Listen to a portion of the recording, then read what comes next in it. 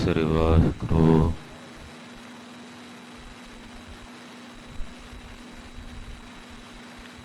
ਗੁਰੂ ਨਾਨਕ ਪਾਦ ਬੰਦਨ ਪਾਦ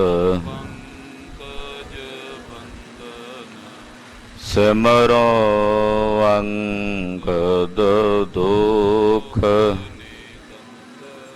ਗੁਰ ਅਮਰਦਾਸ ਹਿਰਦੈ ਨਿਤ ਧਿਆਵੋ ਹਿਰਦੈ ਨਿਤ ਸ਼੍ਰੀ ਗੁਰੂ ਰਾਮਦਾਸ ਗੁਰੂ ਅਰਜਨ ਬਿਘਨਨ ਕੇ ਬਿਘਨਨ ਕੇ ਹਰ ਗੋਬਿੰਦ ਸ਼ੁਭ ਮਤ ਸ਼੍ਰੀ ਹਰਿ ਰਾਇ ਨਮੋ ਕਰ ਨਮੋ ਕਰ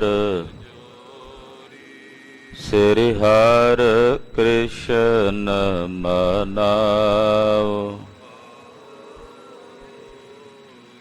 ਤੇਗ ਬਹਾਦਰ ਪਰਮ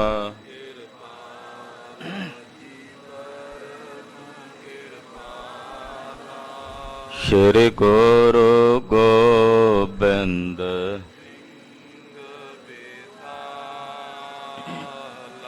ਤਰੋਂ ਤਰਾ ਪਰ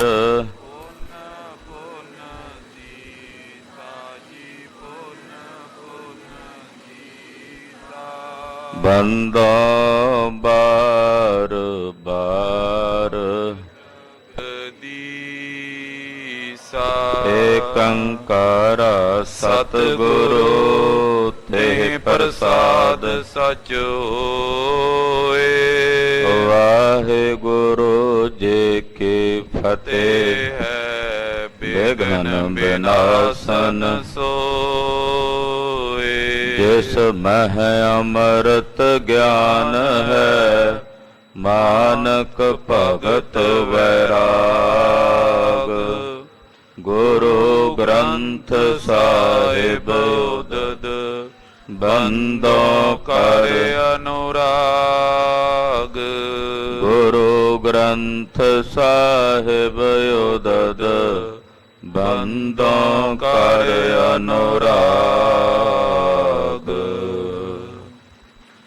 ਸਤਿਨਾਮ ਸ੍ਰੀ ਵਾਹਿਗੁਰੂ ਸਾਹਿਬ ਜੀਓ। ਦੋਹਰਾ ਨਿਸ ਜਲਾਲ ਭੂਖਾਰਿਓ ਮਨ ਮੈਂ ਕਰਤ ਵਿਚਾਰ। ਆਵਤ ਏ ਦੇਖੇ ਨਹੀਂ ਜਾਵਤ ਲਿਓ ਨਿਹਾਰ। ਵਾਹਿਗੁਰੂ ਜੀ ਕਾ ਖਾਲਸਾ ਵਾਹਿਗੁਰੂ ਜੀ ਕੀ ਫਤਿਹ। परम सम्मानयोग सत्कारयोग गुरु की साजी और नवाजी हुई। गुरु का खास रूप गुरु खालसा साध संगत जियो। सतगुरु नौवें पातशाह दे पावन पवित्र दरबार अंदर जगत गुरु श्री गुरु ग्रंथ साहिब जी महाराज जी दी पाक पवित्र पावन हजूरी अंदर ਹਾਜ਼ਰੀਆਂ ਭਰ ਕੇ ਇਕੱਤਰ ਹੋ ਕੇ ਮੇਰੀ ਪੀਰੀ ਦੇ ਮਾਲਕ ਛੇਵੇਂ ਪਾਤਸ਼ਾਹ ਬੰਦੀ ਛੋੜ ਸਤਿਗੁਰੂ ਪਰਮ ਦਿਆਲੂ ਕਿਰਪਾਲੂ ਸਤਿਗੁਰੂ ਸ੍ਰੀ ਗੁਰੂ ਹਰਗੋਬਿੰਦ ਸਾਹਿਬ ਜੀ ਮਹਾਰਾਜ ਗਰੀਬ ਨਵਾਜ ਪਾਤਸ਼ਾਹ ਦਾ ਪਾਵਨ ਪ੍ਰਕਾਸ਼ ਗੁਰਪੁਰਬ ਦਿਹਾੜਾ ਬਹੁਤ ਹੀ ਸ਼ਰਧਾ ਭਾਵਨਾ ਅਦਬ ਸਤਕਾਰ ਸਹਿਤ ਗੁਰੂ ਚਰਨਾਂ 'ਚ ਇਕੱਤਰ ਹੋ ਕੇ ਮਨਾ ਰਹੇ ਹੋ। ਸਤਕਾਰਯੋਗ ਮਾਤਾ ਗੰਗਾ ਜੀ ਨੇ ਜਗਤ ਗੁਰੂ ਗੁਰੂ ਅਰਜਨ ਦੇਵ ਸਾਹਿਬ ਜੀ ਨੂੰ ਬੇਨਤੀ ਕੀਤੀ, ਮਹਾਰਾਜ ਅਨੇਕਾਂ ਪ੍ਰਾਣੀਆਂ ਦੀਆਂ ਝੋਲੀਆਂ ਭਰਦੇ ਹੋ, ਜਿਹੜਾ ਵੀ ਆ ਕੇ ਤੁਹਾਡੀ ਸ਼ਰਨ 'ਚ ਪੈਂਦਾ ਉਹਦੇ ਤੇ ਕਿਰਪਾ ਕਰਦੇ ਹੋ। ਮੈਂ ਨਿਮਾਣੀ ਤੁਹਾਡੇ ਚਰਨਾਂ ਦੀ ਦਾਸੀ ਹਾਂ। ਸ਼ਰੀਕਣ ਕਰਮੋਂ ਤਾਨੇ ਮਾਰਦੀ ਹੈ ਕਿ ਅਸੀਂ ਉਹ ਤਾਂ ਸਾਡੇ ਘਰ ਪੁੱਤਰ ਨਹੀਂ। ਮਹਾਰਾਜ ਜਿੱਥੇ ਅਨੇਕਾਂ ਦੀਆਂ ਕਾਮਨਾਵਾਂ ਪੂਰਨ ਕਰਦੇ ਹੋ, ਮੇਰੀ ਕਾਮਨਾ ਵੀ ਪੂਰਨ ਕਰੋ। ਮੈਨੂੰ ਪੁੱਤਰ ਦੀ ਦਾਤ ਬਖਸ਼ੋ। ਪੰਚਮ ਪਾਤਸ਼ਾਹ ਜੀ ਫਰਮਾਉਂਦੇ ਆ, ਗੰਗਾ ਜੀ ਤੁਹਾਡੀ ਕਾਮਨਾ ਗੁਰੂ ਨਾਨਕ ਸਾਹਿਬ ਪੂਰੀ ਕਰਨਗੇ। ਗੁਰੂ ਘਰ ਦੇ ਮਹਾਨ ਸਿੱਖ ਗੁਰਸਿੱਖੀ ਦੀ ਅਵਧ ਆਧਾਰਾ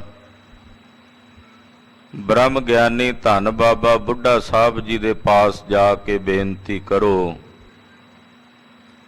ਉਹ ਤੁਹਾਨੂੰ ਵਰ ਬਖਸ਼ਣਗੇ।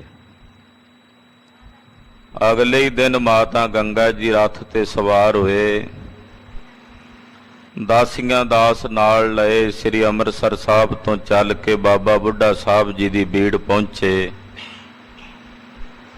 ਪਰ ਬਾਬਾ ਬੁੱਢਾ ਸਾਹਿਬ ਜੀ ਪਾਸੋਂ ਵਰ ਪ੍ਰਾਪਤ ਨਹੀਂ ਹੋਇਆ, ਸਗੋਂ ਸੁਭਾਵਕ ਬਚਨ ਹੋਇਆ, ਗੁਰੂ ਕਿਆਂ ਨੂੰ ਭਾਜੜਾਂ ਕਿਵੇਂ ਪੈ ਗਈਆਂ। ਮਾਤਾ ਜੀ ਨਿਰਾਸ਼ ਹੋ ਕੇ ਵਾਪਸ ਪਰਤ ਆਏ।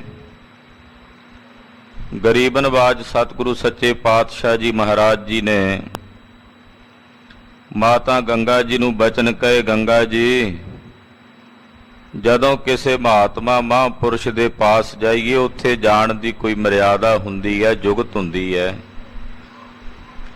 ਮਾਤਾ ਜੀ ਨੇ ਬੇਨਤੀ ਕੀਤੀ, ਸਤਿਗੁਰੂ ਜੀ ਕਿਰਪਾ ਕਰਕੇ ਤੁਸੀਂ ਜੁਗਤੀ ਦੱਸ ਦਿਓ।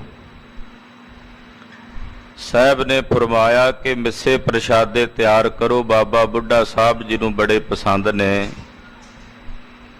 ਲੱਸੀ ਤਿਆਰ ਕਰੋ ਤੇ ਪੈਦਲ ਚੱਲ ਕੇ ਜਾ ਕੇ ਬਾਬਾ ਜੀ ਨੂੰ ਪ੍ਰਸ਼ਾਦਾ ਛਕਾਓ, ਉਹ ਤੁਹਾਨੂੰ ਫਿਰ ਵਰ ਬਖਸ਼ਣਗੇ। ਮਾਤਾ ਜੀ ਅੰਮ੍ਰਿਤ ਵੇਲੇ ਉੱਠੇ ਨੇ, ਆਪਣੇ ਹੱਥੀਂ ਚੱਕੀ ਚਲਾਈ ਹੈ, ਆਟਾ ਪੀਸਿਆ ਹੈ, ਮਧਾਣੀ ਪਾ ਕੇ ਲੱਸੀ ਰਿੜਕੀ ਆ, ਪ੍ਰਸ਼ਾਦੇ ਪਕਾਏ ਹਨ, ਮੱਖਣ ਦਾ ਛੰਨਾ ਭਰ ਲਿਆ, ਅਚਾਰ ਵਗੈਰਾ, ਲੱਸੀ ਦੀ ਚਾਟੀ ਭਰ ਕੇ ਸੀਸ ਤੇ ਧਰ ਲਏ, ਪੈਰਾਂ 'ਚ ਜੋੜਾ ਨਹੀਂ ਪਾਇਆ, ਨੰਗੇ ਪੈਰੀਂ ਬਾਬਾ ਬੁੱਢਾ ਸਾਹਿਬ ਜੀ ਦੀ ਬੀੜ ਨੂੰ ਚੱਲ ਪਏ ਹਨ। ਦਾਸੀਆਂ ਦਾਸ ਨਾਲ ਨੇ ਉਹਨਾਂ ਨੂੰ ਵਰਗ ਦਿੱਤਾ ਕਿ ਪਿੱਛੇ ਰਹੋ। ਬੜੇ ਪਿਆਰ ਨਾਲ ਭਾਵਨਾ ਨਾਲ ਪ੍ਰਸ਼ਾਦਾ ਲੈ ਕੇ ਮਾਤਾ ਗੰਗਾ ਜੀ ਬਾਬਾ ਬੁੱਢਾ ਸਾਹਿਬ ਜੀ ਦੀ ਬੀੜ ਪਹੁੰਚੇ ਹਨ। ਬਾਬਾ ਜੀ ਅੱਗੋਂ ਮਾਨੋ ਜਿਵੇਂ ਉਡੀਕ ਹੀ ਕਰ ਰਹੇ ਸਨ। ਅੱਗੇ ਆ ਕੇ ਮਾਤਾ ਜੀ ਦੇ ਸੀਸ ਤੋਂ ਪ੍ਰਸ਼ਾਦਿਆਂ ਸਮੇਤ ਲੱਸੀ ਦੀ ਚਾਟੀ ਲਾਈ ਹੈ ਤੇ ਆਖਿਆ, ਮਾਤਾ ਇਹ ਤਾਂ ਬੜੀ ਕਿਰਪਾ ਕੀਤੀ ਹੈ, ਸਾਨੂੰ ਭੁੱਖ ਲੱਗੀ ਸੀ, ਪ੍ਰਸ਼ਾਦਾ ਲੈ ਆਇਓ ਬਣਾ ਕੇ। ਪ੍ਰਸ਼ਾਦਾ ਛਕਣ ਵਾਸਤੇ ਬੈਠ ਗਏ ਨੇ। ਹੱਥ ਦੇ ਵਿੱਚ ਗੰਢਾ ਪਕੜ ਕੇ ਉਹਨੂੰ ਕੁੱਟਿਆ ਹੈ। ਇੰਨੇ ਨੂੰ ਆਕਾਸ਼ ਵਿੱਚ ਬਿਜਲੀ ਦੇ ਕੜਕਣ ਦੀ ਆਵਾਜ਼ ਆਈ। ਹਾਲਾਂਕਿ ਦਿਨ ਚੜ੍ਹਿਆ, ਧੁੱਪ ਚੜ੍ਹੀ ਹੋਈ ਹੈ। ਬਿਜਲੀ ਕੜਕੀ ਆ, ਮਾਨੋ ਬੇਨਤੀ ਕਰਕੇ ਕਹਿ ਰਹੀ ਸੀ ਬਾਬਾ ਬੁੱਢਾ ਸਾਹਿਬ ਜੀ ਨੂੰ, ਬਾਬਾ ਜੀ ਮਾਤਾ ਜੀ ਨੇ ਬੜੀ ਘਾਲਣਾ ਘਾਲੀ ਹੈ, ਇਹਨਾਂ ਨੂੰ ਪੁੱਤਰ ਹੋਣ ਦਾ ਵਰ ਤੁਸੀਂ ਬਖਸ਼ ਦਿਓ। ਧੰਨ ਬਾਬਾ ਬੁੱਢਾ ਸਾਹਿਬ ਜੀ ਫੇਆ ਹੈ, ਵਿੱਚੋਂ ਗੋਲੀ ਬਾਹਰ ਨਿਕਲੀ ਤੇ ਬਚਨ ਆਖਿਆ, ਮਾਤਾ ਤੁਮਰੇ ਗ੍ਰਹਿ ਪ੍ਰਗਟੇਗਾ ਯੋਧਾ। ਮਾਤਾ ਜੀ ਤੁਹਾਡੇ ਗ੍ਰਹਿ ਵਿਖੇ ਸੂਰਬੀਰ ਬਹਾਦਰ ਯੋਧੇ ਦਾ ਅਵਤਾਰ ਹੋਵੇਗਾ। ਜਿਵੇਂ ਅਸੀਂ ਆ ਪਿਆਜ਼ ਦਾ ਸਿਰ ਭੰਨਿਆ, ਇਦਾਂ ਮਲੇਛਾਂ ਦੇ ਸਿਰ ਭੰਨੇਗਾ। ਸਤਿ ਸ੍ਰੀ ਅਕਾਲ। ਮਾਤਾ ਜੀ ਨੇ ਪ੍ਰਸ਼ਾਦਾ ਛਕਾਇਆ ਔਰ ਬੜੀ ਖੁਸ਼ੀ ਨਾਲ, ਮਾਨੋ ਜਿਵੇਂ ਪੁੱਤਰ ਪ੍ਰਾਪਤ ਹੋ ਗਿਆ, ਇੰਨੀ ਖੁਸ਼ੀ ਨਾਲ ਮਾਤਾ ਜੀ ਵਾਪਸ ਪਰਤੇ ਨੇ। ਪੰਚਮ ਗੁਰਦੇਵ ਨੂੰ ਜਾ ਕੇ ਦੱਸਿਆ। ਮਹਾਰਾਜ ਜੀ ਨੇ ਆਖਿਆ ਜਿਹੜਾ ਬਚਨ ਬਾਬਾ ਜੀ ਨੇ ਪਹਿਲੋਂ ਕੀਤਾ ਉਹ ਪਹਿਲੋਂ ਪੂਰਾ ਹੋਵੇ। ਅੰਮ੍ਰਿਤਸਰ ਸਾਹਿਬ ਤੋਂ ਚੱਲ ਕੇ ਮਹਾਰਾਜ ਜੀ ਗੁਰੂ ਕੀ ਵਡਾਲੀ ਆਏ ਹਨ। ਗੁਰਦੇਵ ਨੇ ਅਕਾਲ ਪੁਰਖ ਨੇ ਕਿਰਪਾ ਕੀਤੀ। ਅੱਜ ਦੇ ਦਿਨ ਅੰਮ੍ਰਿਤ ਵੇਲੇ ਸਤਿਕਾਰਯੋਗ ਮਾਤਾ ਗੰਗਾ ਜੀ ਦੇ ਉਦਰ ਤੋਂ ਧੰਨ ਗੁਰੂ ਅਰਜਨ ਦੇਵ ਸਾਹਿਬ ਜੀ ਦੇ ਗ੍ਰਹਿ ਵਿਖੇ ਮੀਰੀਆਂ ਪੀਰੀਆਂ ਦੇ ਮਾਲਕ ਸਤਿਗੁਰੂ ਸ੍ਰੀ ਗੁਰੂ ਹਰਗੋਬਿੰਦ ਸਾਹਿਬ ਜੀ ਨੇ ਪ੍ਰਕਾਸ਼ ਧਾਰਨ ਕੀਤਾ। ਦਾਸੀ ਨੇ ਜਾ ਕੇ ਖਬਰ ਦਿੱਤੀ ਪੰਜਵੇਂ ਪਾਤਸ਼ਾਹ ਵਧਾਈਆਂ ਹੋਣ, ਆਪ ਜੀ ਦੇ ਗ੍ਰਹਿ ਵਿਖੇ ਸਾਹਿਬਜ਼ਾਦੇ ਦਾ ਅਵਤਾਰ ਹੋਇਆ। ਤਾਂ ਸਤਿਗੁਰੂ ਜੀ ਦੇ ਮੁਖੋਂ ਬਚਨ ਫਰਮਾਏ, ਵਧੀ ਵੇਲ ਬਹੁ ਪੀੜੀ ਚਾਲੀ, ਧਰਮ ਕਲਾ ਹਰ ਬੰਦ ਬਹਾਲੀ। ਧੰਨ ਗੁਰੂ ਰਾਮਦਾਸ ਸਾਹਿਬ ਜੀ ਦੀ ਪੀੜੀ ਚੱਲ ਪਈ ਹੈ। ਇਹ ਪਾਵਨ ਬਚਨ ਆਪਣੇ ਮੁਖੋਂ ਫਰਮਾਏ, ਨਾਮ ਸ੍ਰੀ ਹਰਗੋਬਿੰਦ ਸਾਹਿਬ ਰੱਖਿਆ। ਬਚਪਨ ਦਾ ਕੁਝ ਸਮਾਂ ਛੇਵੇਂ ਪਾਤਸ਼ਾਹ ਨੇ ਵਡਾਲੀ 'ਚ ਬਤੀਤ ਕੀਤਾ ਹੈ। ਉਧਰ ਬਾਬੇ ਪ੍ਰਿਥੀ ਚੰਦ ਨੇ ਜਦੋਂ ਇਹ ਗੱਲ ਸੁਣੀ, ਈਰਖਾ ਤੇ ਦਵੈਸ਼ ਨਾਲ ਹਿਰਦਾ ਸੜ ਉੱਠਿਆ। ਇੱਕ ਦਾਈ ਨੂੰ ਸੱਦ ਕੇ ਉਹਨੂੰ ਸੰਖੀਆ ਜ਼ਹਿਰ ਦੇ ਕੇ ਆਸਥਣਾ ਤੇ ਲਾ ਕੇ ਗੁਰੂ ਸਾਹਿਬ ਨੂੰ ਦੁੱਧ ਪਿਲਾਉਣ ਵਾਸਤੇ ਭੇਜਿਆ ਵੀ ਉਹਨਾਂ ਨੂੰ ਮਾਰਨਾ ਤੈਂ ਲਾੜੇ। ਉਹਨੂੰ ਮਾਇਆ ਦਿੱਤੀ, ਲਾਲਚ ਦਿੱਤਾ। ਉਹ ਦਾਈ ਚੱਲ ਕੇ ਸ੍ਰੀ ਅੰਮ੍ਰਿਤਸਰ ਸਾਹਿਬ ਤੋਂ ਵਡਾਲੀ ਆਈ ਹੈ। 2 ਦਿਨ ਪਹਿਲਾਂ ਛੇਵੇਂ ਪਾਤਸ਼ਾਹ ਨੇ ਲੀਲਾ ਰਚ ਲਈ। ਮਾਤਾ ਗੰਗਾ ਜੀ ਦਾ ਦੁੱਧ ਗ੍ਰਹਿਣ ਨਹੀਂ ਕਰਦੇ। ਮਾਤਾ ਜੀ ਫਿਕਰਮੰਦ ਨੇ, ਖਬਰੇ ਮੇਰੇ ਲਾਲ ਨੂੰ ਕੀ ਹੋਇਆ। ਇੰਨੇ ਨੂੰ ਦਾਈ ਪਹੁੰਚੀ, ਕਹਿੰਦੀ ਜੀ ਲਿਆਓ ਇਹਨਾਂ ਨੂੰ, ਮੈਂ ਦੁੱਧ ਪਿਲਾਉਣੀ ਆ। ਜਿਹੜੇ ਬੱਚੇ ਮੇਰੇ ਅਸਥਣਾ ਤੋਂ ਦੁੱਧ ਪੀਂਦੇ ਨੇ ਬੜੇ ਬਲਵਾਨ ਹੁੰਦੇ ਨੇ, ਨਿਰੋਗ ਹੁੰਦੇ ਐ। ਮਾਤਾ ਜੀ ਨੇ ਛੇਵੇਂ ਪਾਤਸ਼ਾਹ ਨੂੰ ਦਾਈ ਦੀ ਗੋਦ ਵਿੱਚ ਦਿੱਤਾ ਹੈ। ਦਾਈ ਦੀ ਗੁੱਤ ਪਕੜ ਕੇ ਸਾਹਿਬ ਨੇ ਖਿੱਚੀ ਹੈ ਔਰ ਇਹਦੇ ਪ੍ਰਾਣ ਇਹਦੇ ਸਰੀਰ ਚੋਂ ਉੜਨ ਪੰਖੇਰੂ ਹੋ ਗਏ। ਸਤਿਗੁਰਾਂ ਨੂੰ ਮਾਰਨ ਆਈ ਸੀ, ਅਸਥਣਾ ਨੂੰ ਜ਼ਹਿਰ ਲਾ ਕੇ ਜ਼ਮੀਨ ਤੇ ਡਿੱਗ ਪਈ, ਅੱਖਾਂ ਤੱਡੀਆਂ ਗਈਆਂ। ਮਾਤਾ ਜੀ ਵੇਖ ਕੇ ਬੜੇ ਡਰੇ ਤੇ ਜਾ ਕੇ ਭੱਜ ਕੇ ਛੇਵੇਂ ਪਾਤਸ਼ਾਹ ਨੂੰ ਗੋਦ ਚੋਂ ਚੁੱਕਿਆ।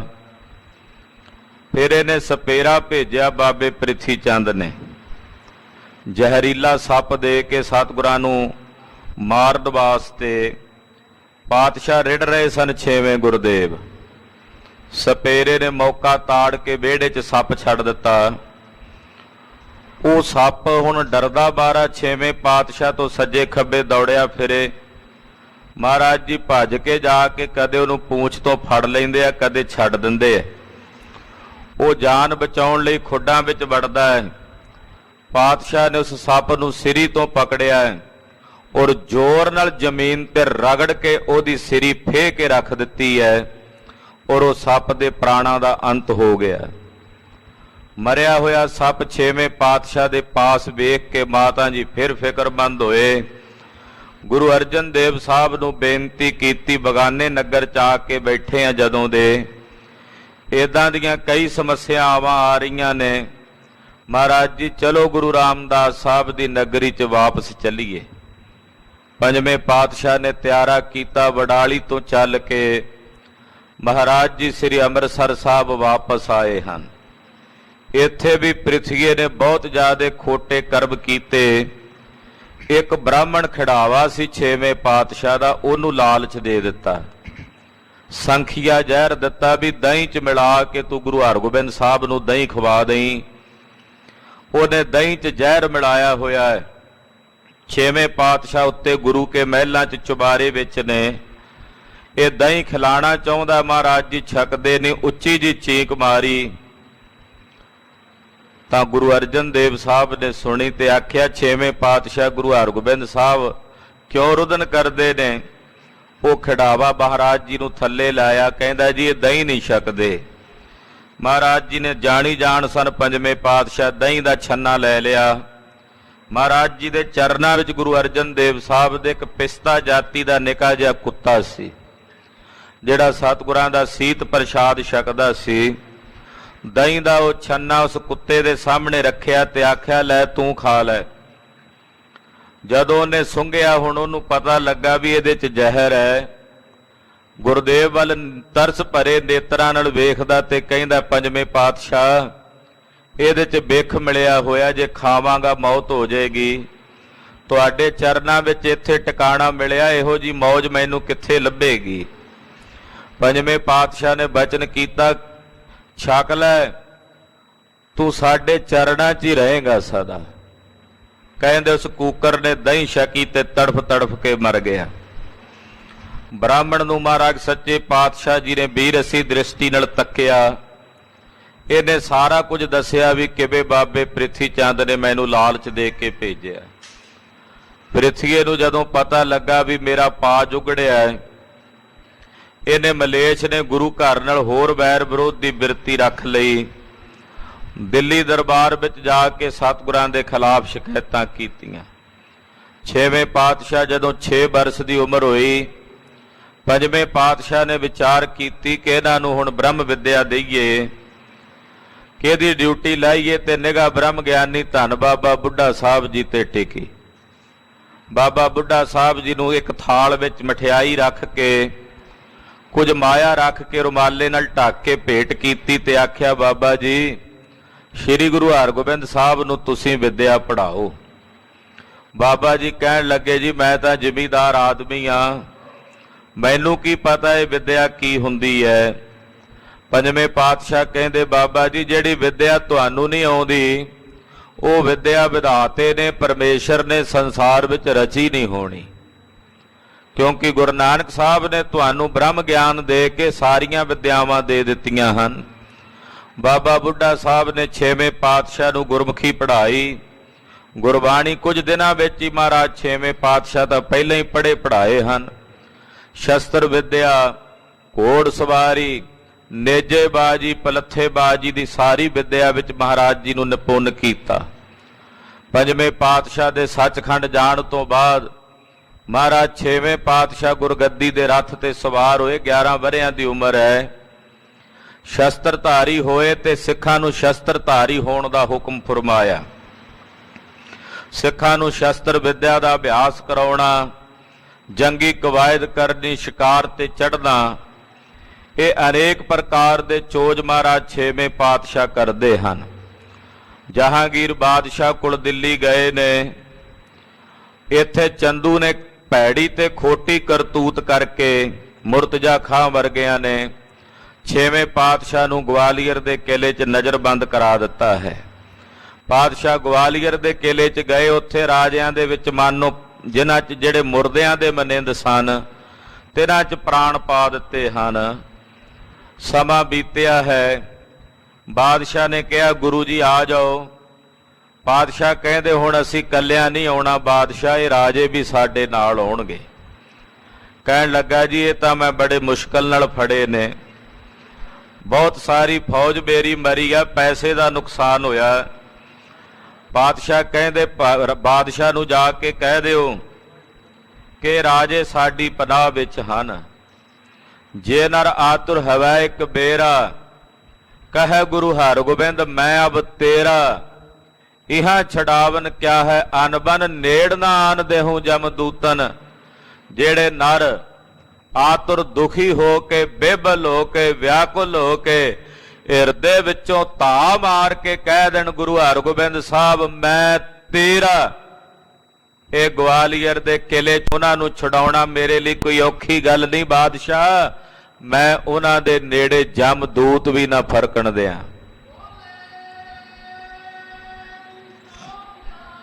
ਸਤਿ ਸ੍ਰੀ ਅਕਾਲ।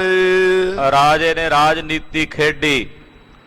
ਕਹਿਣ ਲੱਗਾ, ਜੀ ਜਿੰਨੇ ਰਾਜੇ ਤੁਹਾਡੀਆਂ ਚੋਲੇ ਦੇ ਪੱਲੇ ਫੜ ਕੇ ਬਾਹਰ ਆ ਜਾਣ ਲੈ ਆਓ। ਇਹਨੂੰ ਇਹ ਸੀ ਵੀ ਰਾਜਪੂਤ ਰਾਜੇ ਨੇ ਮਰਦੇ ਮਰ ਜਾਣਗੇ ਪਰ ਕਿਸੇ ਦਾ ਪੱਲਾ ਨਹੀਂ ਫੜਨਗੇ। ਅਣਖ ਵਾਲੇ ਰਾਜੇ ਨੇ। ਪਰ ਉਹ ਰਾਜੇ ਤਾਂ ਗੁਰੂ ਸਾਹਿਬ ਜੀ ਦੇ ਮੁੱਲ ਖਰੀਦੇ ਲਾਲੇ ਗੋਲੇ ਹੋ ਚੁੱਕੇ ਸਨ। ਮਹਾਰਾਜ ਜੀ ਨੇ ਚੋਲਾ ਐਸਾ ਤਿਆਰ ਕਰਾਇਆ, 52 ਦੇ 52 ਰਾਜਿਆਂ ਨੂੰ ਗਵਾਲੀਅਰ ਦੇ ਕਿਲੇ ਵਿੱਚੋਂ ਸਤਿਗੁਰਾਂ ਨੇ ਰਿਹਾ ਕਰਵਾਇਆ ਔਰ ਉਹਨਾਂ ਨੂੰ ਬੰਧਨ ਮੁਕਤ ਕੀਤਾ। ਜਦੋਂ ਗਵਾਲੀਅਰ ਦੇ ਕਿਲੇ ਚੋਂ ਬਾਹਰ ਆਏ ਤੇ ਗਵਾਲੀਅਰ ਦੇ ਕਿਲੇ ਦਾ ਦਰੋਗਾ ਹਰੀਦਾਸ 52 ਰਾਜਿਆਂ ਸਮੇਤ ਗੁਰਦੇਵ ਨੂੰ ਜਦੋਂ ਬਾਹਰ ਆਉਂਦਿਆਂ ਤੱਕਿਆ ਤੇ ਉਹਨੇ ਉੱਚੀ ਆਵਾਜ਼ ਵਿੱਚ ਆਖਿਆ, ਸਤਿਗੁਰ ਦਾਤਾ ਬੰਦੀ ਛੋੜ, ਸਤਿਗੁਰ ਦਾਤਾ ਬੰਦੀ ਛੋੜ। ਤੇ ਗੁਰੂ ਹਰਗੋਬਿੰਦ ਸਾਹਿਬ ਦਾ ਨਾਮ ਸੰਸਾਰ 'ਚ ਪ੍ਰਗਟ ਹੋਇਆ, ਬੰਦੀ ਛੋੜ ਸਤਿਗੁਰੂ ਸ੍ਰੀ ਗੁਰੂ ਹਰਗੋਬਿੰਦ ਸਾਹਿਬ। ਅੱਜ ਵੀ ਗਵਾਲੀਅਰ ਦੇ ਕਿਲੇ ਵਿੱਚ ਜੋ ਪਾਵਨ ਸਥਾਨ ਹੈ, ਉਸ ਸਥਾਨ ਦਾ ਨਾਮ ਹੈ ਗੁਰਦੁਆਰਾ ਦਾਤਾ ਬੰਦੀ ਛੋੜ ਸਾਹਿਬ। ਪਾਤਸ਼ਾਹ ਨੇ ਚੰਦੂ ਨੂੰ ਸੋਧਾ ਲਾਇਆ, ਸ੍ਰੀ ਅੰਮ੍ਰਿਤਸਰ ਸਾਹਿਬ ਆਏ। ਮੁਖਲਸ ਖਾਨ ਇੱਕ ਬਾਜ ਤੋਂ ਝਗੜਾ ਹੋਇਆ, 7000 ਫੌਜ ਲੈ ਕੇ ਸ੍ਰੀ ਅੰਮ੍ਰਿਤਸਰ ਸਾਹਿਬ ਪਹੁੰਚਿਆ। ਗੁਰਦੁਆਰਾ ਲੋਹਗੜ੍ਹ ਸਾਹਿਬ ਵਾਲੇ ਅਸਥਾਨ ਤੇ 6ਵੇਂ ਪਾਤਸ਼ਾਹ ਨੇ ਜੰਗ ਲੜਿਆ। 7000 ਫੌਜ ਵੈਰੀ ਦੀ 3 ਪਹਿਰਾਂ 'ਚ ਮਾਰ ਕੇ ਮੁਕਾ ਦਿੱਤੀ ਔਰ ਜੰਗ 'ਚ ਫਤਿਹ ਦੇ ਨਿਸ਼ਾਨ ਝੁਲਾਏ। ਆ ਪਿੱਛੇ 12 ਜੂਨ ਨੂੰ ਲੋਹਗੜ੍ਹ ਸਾਹਿਬ ਵਿਖੇ ਫਤਿਹ ਦਿਵਸ ਹਰ ਸਾਲ ਮਨਾਇਆ ਜਾਂਦਾ ਹੈ। ਜੰਗ ਦਾ ਜਿਹੜਾ ਪਹਿਲੀ ਜੰਗ ਮਹਾਰਾਜ ਜੀ ਨੇ ਲੜੀ ਹੈ, ਉਹ ਦਿਨ ਮਨਾਇਆ ਜਾਂਦਾ ਹੈ। 12 ਜੂਨ ਨੂੰ ਦਾਸ ਉੱਥੇ ਹਾਜ਼ਰੀ ਭਰ ਕੇ ਆਇਆ ਹੈ। ਬੜੇ ਚਾਅ ਨਾਲ ਸ੍ਰੀ ਅੰਮ੍ਰਿਤਸਰ ਸਾਹਿਬ ਦੀਆਂ ਸੰਗਤਾਂ ਲੋਹਗੜ੍ਹ ਸਾਹਿਬ ਵਿਖੇ ਫਤਿਹ ਦਿਵਸ ਮਨਾਉਂਦੀਆਂ ਹਨ। ਜੰਗ ਵਿੱਚ ਫਤਿਹ ਹੋਈ। ਕੈਸਾ ਆਲਮ, ਹਾਲੇ ਨੇਤਰਾਂ ਦੇ ਸਾਹਮਣੇ ਮਹਾਰਾਜ ਜੀ ਦੇ ਭਾਈ ਨਿਹਾਲੂ ਜੀ ਵਰਗੇ, ਭਾਈ ਮੋਹਨ ਜੀ, ਭਾਈ ਗੋਪਾਲਾ ਜੀ ਵਰਗੇ ਸਿੱਖ ਸ਼ਹੀਦੀਆਂ ਪਾ ਗਏ ਨੇ। ਗਰੀਬ ਨਵਾਜ ਪਾਤਸ਼ਾਹ ਜੀ ਮਹਾਰਾਜ ਹਾਲੇ ਹੁਣ ਜੰਗ ਲੜ ਕੇ ਆਏ ਨੇ ਤੇ ਸ਼ਾਮ ਨੂੰ ਝਬਾਲ ਪਹੁੰਚੇ ਨੇ ਤੇ ਆ ਕੇ ਆਪਣੀ ਪੁੱਤਰੀ ਬੀਬੀ ਵੀਰੋ ਦੀ ਸ਼ਾਦੀ ਕਰ ਰਹੇ ਹਨ। ਨਹੀਂ ਤਾਂ ਇਹੋ ਜਿਹੇ ਜੰਗ ਕਰਨ ਤੋਂ ਬਾਅਦ ਜਿੱਥੇ 7000 ਦੁਸ਼ਮਣ ਮਰਿਆ, ਆਪਣੀ ਫੌਜ ਵੀ ਬਹੁਤ ਸ਼ਹੀਦ ਹੋਈ, ਤੇ ਆ ਕੇ ਸ਼ਾਦੀ ਕਰਨੀ, ਡੋਲੀ ਤੋੜਨੀ ਧੀ ਦੀ, ਇਹ ਮਹਾਰਾਜ 6ਵੇਂ ਪਾਤਸ਼ਾਹੀ ਕਰ ਸਕਦੇ ਸਨ। ਇੱਥੇ ਵੀ ਇੱਕ ਛੋਟਾ ਜਿਹਾ ਜੰਗ ਹੋਇਆ। ਇੱਕ ਨੇ ਕਿਲੇ ਦੇ ਵਿੱਚੋਂ ਝਬਾਲ ਮਹਾਰਾਜ ਜੀ ਤੇ ਗੋਲੀ ਚਲਾਣੀ ਚਾਹੀ, ਪਰ ਉਹਨੂੰ ਹੀ ਮਲੇਸ਼ ਨੂੰ ਮਾਰ ਕੇ ਸਤਿਗੁਰਾਂ ਸੋਧਾ ਲਾ ਦਿੱਤਾ। ਚੱਲ ਕੇ ਸ੍ਰੀ ਹਰਗੋਬਿੰਦਪੁਰੇ ਆਏ ਹਨ। ਪਰਿਵਾਰ ਨੂੰ ਗੋਇੰਦਵਾਲ ਸਾਹਿਬ ਛੱਡਿਆ। ਦੂਸਰਾ ਜੰਗ ਸ੍ਰੀ ਹਰਗੋਬਿੰਦਪੁਰੇ ਹੋਇਆ। 15000 ਫੌਜ ਚੜ੍ਹ ਕੇ ਆਈ। ਮਾਲਵੇ ਦੇ ਇਲਾਕੇ 'ਚ ਆਏ। ਮਹਾਰਾਜ ਦੀ ਧਰਤੀ ਤੇ ਤੀਸਰਾ ਜੰਗ ਲੜਿਆ। ਤਕਰੀਬਨ 30000 ਫੌਜਾਂ ਚੜ੍ਹ ਕੇ ਆਈਆਂ। ਉਹਨਾਂ ਤੇ ਵੀ ਜਿੱਤ ਹਾਸਲ ਕੀਤੀ। ਸ੍ਰੀ ਕਰਤਾਰਪੁਰ ਸਾਹਿਬ ਆਏ। ਚੌਥਾ ਜੰਗ ਲੜਿਆ। ਚੌਥੇ ਜੰਗ 'ਚ ਤਕਰੀਬਨ 80000 ਤੋਂ ਵੱਧ ਦੁਸ਼ਮਣਾਂ ਦੀ ਫੌਜ ਚੜ੍ਹ ਕੇ ਆਈ। ਧੰਨ ਗੁਰੂ ਹਰਗੋਬਿੰਦ ਸਾਹਿਬ ਨੇ ਸ੍ਰੀ ਕਰਤਾਰਪੁਰ ਸਾਹਿਬ ਦਾ ਜੰਗ ਵੀ ਜਿੱਤਿਆ ਔਰ ਆਪਣੇ ਜੀਵਨ ਦੇ ਅੰਤਲੇ ਪੜਾਅ ਨੂੰ ਗਰੀਬ ਨਵਾਜ ਸਾਹਿਬ ਸੱਚੇ ਪਾਤਸ਼ਾਹ ਨੇ ਸ੍ਰੀ ਕੀਰਤਪੁਰ ਸਾਹਿਬ ਵਿਖੇ ਬਤੀਤ ਕੀਤਾ। ਵਿਦਵਾਨ ਜਨ ਕਹਿੰਦੇ ਕਰਤਾਰਪੁਰ ਸਾਹਿਬ ਦੇ ਜੰਗ ਤੋਂ ਬਾਅਦ ਮਹਾਰਾਜ ਜੀ ਨੇ ਸ੍ਰੀ ਸਾਹਿਬ ਤਿਆਗ ਦਿੱਤੀ। ਸ਼ਿਕਾਰ ਨਹੀਂ ਸਨ ਮਹਾਰਾਜ ਜੀ 6ਵੇਂ ਪਾਤਸ਼ਾਹ ਕਰਦੇ ਜਦੋਂ ਕੀਰਤਪੁਰ ਸਾਹਿਬ ਆ ਗਏ। ਪਾਤਸ਼ਾਹ ਦਾ ਹਿਰਦਾ ਇਤਨਾ ਦਿਆਲੂ ਹੈ, ਇਤਨਾ ਕਰੁਣਾ ਨਾਲ ਭਰਿਆ ਹੋਇਆ ਹੈ ਕਿ ਜੇ 7ਵੇਂ ਪਾਤਸ਼ਾਹ ਕੋਲੋਂ ਫੁੱਲ ਟੁੱਟਦਾ ਹੈ ਤਾਂ ਕਹਿੰਦੇ ਐ, ਹਰ ਰਾਏ ਜੀ ਜੇ ਚੋਲਾ ਲੰਮਾ ਪਹਿਨੀਏ ਤੇ ਉਹਨੂੰ ਸਾਂਭ ਕੇ ਟੁਰਨਾ ਚਾਹੀਏ। ਇਤਨੀ ਦਇਆ ਮਹਾਰਾਜ 6ਵੇਂ ਪਾਤਸ਼ਾਹ ਦੇ ਹਿਰਦੇ ਵਿੱਚ। ਕੀਰਤਪੁਰ ਸਾਹਿਬ ਮਹਾਰਾਜ ਜੀ ਰਹੇ। ਨਾਨਕਮਤਾ ਸਾਹਿਬ ਯੂਪੀ ਵਿੱਚ, ਇਧਰ ਕਸ਼ਮੀਰ ਤੱਕ ਮਾਈ ਭਾਗ ਭਰੀ ਨੂੰ ਜਾ ਕੇ ਸਤਿਗੁਰਾਂ ਨੇ ਕਿਰਤਾਰਥ ਕੀਤਾ। ਬੰਦੀ ਛੋੜ ਸਤਿਗੁਰੂ ਸ੍ਰੀ ਗੁਰੂ ਹਰਗੋਬਿੰਦ ਸਾਹਿਬ ਮੀਰੀਆਂ ਪੀਰੀਆਂ ਦੇ ਮਾਲਕ ਸਤਿਗੁਰੂ ਗਰੀਬ ਨਵਾਜ ਜੀ ਦੇ ਪਾਵਨ ਪਵਿੱਤਰ ਪ੍ਰਕਾਸ਼ ਗੁਰਪੁਰਬ ਦਿਹਾੜੇ ਦੀਆਂ ਸਮੂਹ ਗੁਰੂ ਕੀਆਂ ਸਾਜੀਆਂ ਨਵਾਜੀਆਂ ਸੰਗਤਾਂ ਨੂੰ ਲੱਖ ਲੱਖ ਵਧਾਈਆਂ ਹੋਵਣ। ਅੱਜ ਅਸਾੜ ਦੇ ਮਹੀਨੇ ਦੀ ਸਕਰਾਂਤ ਦਾ ਦਿਨ ਵੀ ਹੈ। ਪਾਤਸ਼ਾਹ ਕਹਿੰਦੇ ਅਸਾੜ ਤਪੰਦਾ ਤਿਸ ਲੱਗਾ, ਹਰ ਨਾਹੋ ਨਾ ਜਿੰਨਾ ਪਾਸ, ਜਗ ਜੀਵਨ ਪੁਰਖ ਤਿਆਗ ਕੈ ਮਾਨਸ ਸੰਧੀ ਆਸ। ਅਸਾੜ ਦਾ ਮਹੀਨਾ ਉਹਨਾਂ ਲਈ ਤਪਦ ਵਾਲਾ ਹੈ। ਉਹਨਾਂ ਦੇ ਹਿਰਦੇ ਵਿਕਾਰਾਂ ਦੀ ਤਪਸ਼ ਤਪਦੇ ਰਹਿੰਦੇ ਨੇ। ਵਿਕਾਰਾਂ ਦੀ ਭੱਠੀ ਚੋਂ ਜੀਵ ਤੜਫਦੇ ਰਹਿੰਦੇ ਨੇ। ਜਿਉ ਤਪਤ ਹੈ ਬਾਰੋ ਬਾਰ, ਤਪ ਤਪ ਖਪੈ ਬਹੁਤ ਬੇਕਾਰ। ਕੌਣ ਜੀ? ਜੈ ਤਨ ਬਾਣੀ ਵਿਸਰ ਜਾਏ, ਜਿਨ੍ਹਾਂ ਦੇ ਹਿਰਦਿਆਂ ਚੋਂ ਪਰਮੇਸ਼ਰ ਵਿਸਰ ਜਾਂਦਾ ਹੈ। ਹਰੀ ਨਾਉ ਜਿਨ੍ਹਾਂ ਦੇ ਪਾਸ ਨਹੀਂ, ਉਹ ਤਪਦੇ ਸੜਦੇ ਭੁੱਜਦੇ ਰਹਿੰਦੇ ਹਨ। ਜਗਤ ਦੇ ਜੀਵਨ ਵਾਹਿਗੁਰੂ ਦੀ ਆਸ ਛੱਡ ਕੇ ਬੰਦਾ ਬੰਦਿਆਂ ਦੀ ਆਸ ਕਰੀ ਬੈਠਾ ਹੈ। ਹਾਲਾਂਕਿ ਬੰਦੇ ਦੀ ਕੀਤੀ ਹੋਈ ਆਸ ਜੀਵ ਨੂੰ ਨਿਰਾਸ਼ ਕਰਦੀ ਹੈ। ਪਾਤਸ਼ਾਹ ਕਹਿੰਦੇ ਮਾਨੁਖ ਕੀ ਟੇਕ ਬਿਰਥੀ ਸਭ ਜਾਨ, ਦੇਵਨ ਕੋ ਏਕੈ ਭਗਵਾਨ, ਜਿਸ ਕਾ ਦੀਆ ਰਹਿ ਅਗਾਏ, ਬਹੁਰ ਨ ਤ੍ਰਿਸ਼ਨਾ ਲਾਗੈ ਆਏ। ਸਤਿਗੁਰੂ ਗਰੀਬ ਨਵਾਜ ਪਾਤਸ਼ਾਹ ਕਹਿੰਦੇ ਆ ਬੰਦਿਆਂ ਦੀ ਆਸ ਕਰੇਗਾ ਤੇਰੀ ਤ੍ਰਿਸ਼ਨਾ ਨਹੀਂ ਜੇ ਜਾਣੀ। ਪਰਮੇਸ਼ਰ ਦੇ ਦਿੱਤਿਆਂ ਰੱਜ ਸਕਦਾ ਹੈ। ਜਦੋਂ ਪਰਮੇਸ਼ਰ ਦਿੰਦਾ ਤੇ ਉਹਦੇ ਦਿੱਤਿਆਂ ਫਿਰ ਤੂੰ ਤ੍ਰਿਪਤ ਹੋ ਸਕਦਾ, ਰੱਜ ਸਕਦਾ ਹੈ। ਪਾਤਸ਼ਾਹ ਕਹਿੰਦੇ ਬੰਦਿਆਂ ਦੀ ਆਸ ਮਨਮੁਖ ਕਰਦੇ ਨੇ, ਗੁਰਮੁਖ ਨਹੀਂ। ਗੁਰਮੁਖ ਆਪਣੇ ਸੱਚੇ ਸਾਹਿਬ ਦੀ ਟੇਕ ਰੱਖਦੇ ਨੇ। ਅਸਾੜ ਦਾ ਮਹੀਨਾ ਉਹਨਾਂ ਲਈ ਸੁਹੰਦਾ ਹੈ, ਸ਼ੋਭਨੀਕ ਹੈ, ਜਿਨ੍ਹਾਂ ਦੇ ਹਿਰਦਿਆਂ ਵਿੱਚ ਹਰੀ ਅਕਾਲ ਪੁਰਖ ਪਰਮੇਸ਼ਰ ਦੇ ਚਰਨ ਕਮਲਾਂ ਦੀ ਟੇਕ ਵਸਦੀ ਹੈ। ਗਰੀਬ ਨਵਾਜ ਨੌਵੇਂ ਪਾਤਸ਼ਾਹ ਧੰਨ ਗੁਰੂ ਤੇਗ ਬਹਾਦਰ ਸਾਹਿਬ ਜੀ ਦੇ ਚਰਨਾਂ ਵਿੱਚ ਰਜੋਈ ਹੈ। ਹੇ ਨੌਵੇਂ ਪਾਤਸ਼ਾਹ, ਹੇ ਪਰਮ ਦਿਆਲੂ ਕਿਰਪਾਲੂ ਵਿਰਾਗ ਤੇ ਤਿਆਗ ਦੀ ਮੂਰਤ ਸਤਿਗੁਰੂ ਜੀ, ਅਸਾੜ ਦਾ ਇਹ ਮਹੀਨਾ ਆਪ ਜੀ ਦੇ ਦਰਸ਼ਨ ਕਰਦਿਆਂ, ਆਪ ਜੀ ਦੀ ਸੰਗਤ ਕਰਦਿਆਂ, ਬਾਣੀ ਪੜ੍ਹਦਿਆਂ, ਭਲੇ ਕਰਮ ਕਰਦਿਆਂ, ਸਤ ਦੇ ਰਾਹ ਤੇ ਚੱਲਦਿਆਂ ਹੋਇਆਂ ਸੁੱਖਾਂ ਦਾ ਬਤੀਤ ਹੋਵੇ, ਐਸੀ ਦਇਆ ਐਸਾ ਤਰਸ ਕਰੋ। ਆਓ ਲੜੀਵਾਰ ਕਥਾ ਸਰਵਣ ਕਰੀਏ। ਧੰਨ ਗੁਰੂ ਨਾਨਕ ਸਾਹਿਬ ਜੀ ਨੂੰ ਸੈਯਦ ਜਲਾਲ ਸਾਨੀ ਨੇ ਬੇਨਤੀ ਕੀਤੀ, ਆਖਿਆ ਮਹਾਰਾਜ ਮੇਰਾ ਚੇਲਾ ਪੁੱਛਦਾ ਵੀ ਗੁਰਮੁਖ ਦੇ ਮਾਇਨੇ ਕੀ ਨੇ, ਗੁਰਮੁਖ ਕਿਹਨੂੰ ਕਹਿੰਦੇ ਹਨ। ਮਹਾਰਾਜ ਜੀ ਕਹਿੰਦੇ ਜੇ ਅਸੀਂ ਦੱਸਿਆ ਇਹਦੀ ਸੰਤੁਸ਼ਟੀ ਨਹੀਂ ਹੋਣੀ। ਸੈਯਦ ਜਲਾਲ ਸਾਨੀ ਜੇ ਤੂੰ ਆਪ ਜਾਵੇਂ, ਮੱਕੇ ਨੂੰ ਜਾਵੇਂਗਾ, ਰਸਤੇ ਵਿੱਚ ਤੈਨੂੰ ਇਸ ਗੁਰਮੁਖ ਪਦ ਦੇ ਅਰਥਾਂ ਦਾ ਪਤਾ ਲੱਗੇਗਾ। ਤੂੰ ਆ ਕੇ ਆਪਣੇ ਚੇਲੇ ਨੂੰ ਦੱਸੀ, ਇਹਦੀ ਸੰਤੁਸ਼ਟੀ ਹੋ ਜਾਏਗੀ। ਸੈਯਦ ਜਲਾਲ ਸਾਨੀ ਜੀ ਗਏ ਸਮੁੰਦਰ ਦੇ ਵਿੱਚ, ਇੱਕ ਜਹਾਜ਼ ਤੇ ਸਵਾਰ ਹੋ ਕੇ ਇੱਕ ਟਾਪੂ ਤੇ ਪਹੁੰਚੇ ਨੇ। ਜਦੋਂ ਉਸ ਟਾਪੂ ਤੇ ਉਤਰੇ ਕੀ ਵੇਖਿਆ, ਬੜੇ ਸੋਹਣੇ ਮਕਾਨ ਬਣੇ ਨੇ, ਉਹਨਾਂ ਵਿੱਚ ਬਿਸਤਰੇ ਵਿਛੇ ਹੋਏ ਬੜੇ ਸੁੰਦਰ ਚਿੱਟੇ ਰੰਗ ਦੇ, ਪਰ ਬੰਦਾ ਨਹੀਂ ਹੈ ਕੋਈ ਉੱਥੇ। ਤੇ ਉਡੀਕਣ ਲੱਗ ਪਏ ਸਮੁੰਦਰ ਦੇ ਕੰਢੇ ਬਹਿ ਕੇ ਵੀ ਸ਼ਾਮ ਨੂੰ ਜਾ ਕੇ ਵੇਖਾਂਗੇ ਵੀ ਕੋਈ ਆਉਂਦਾ ਉੱਥੇ, ਕਿੱਥੋਂ ਆਉਂਦੇ ਨੇ ਜਿਹੜੇ ਆਉਂਦੇ ਐ। ਜਦੋਂ ਸਮੁੰਦਰ ਕੰਢੇ ਆਏ ਕੀ ਵੇਖਦੇ ਕਿ ਜਹਾਜ਼ ਡੁੱਬ ਰਿਹਾ ਸਮੁੰਦਰ ਵਿੱਚ।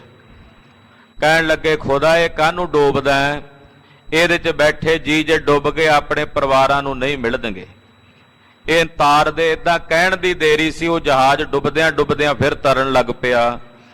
ਜਦੋਂ ਇਹ ਵਾਪਸ ਆਇਆ ਸ਼ਾਮ ਦਾ ਵੇਲਾ ਸੀ, ਉੱਥੇ ਮਹਾਤਮਾ ਆ ਕੇ ਬੈਠੇ ਹੋਏ ਨੇ ਮਕਾਨਾਂ ਵਿੱਚ।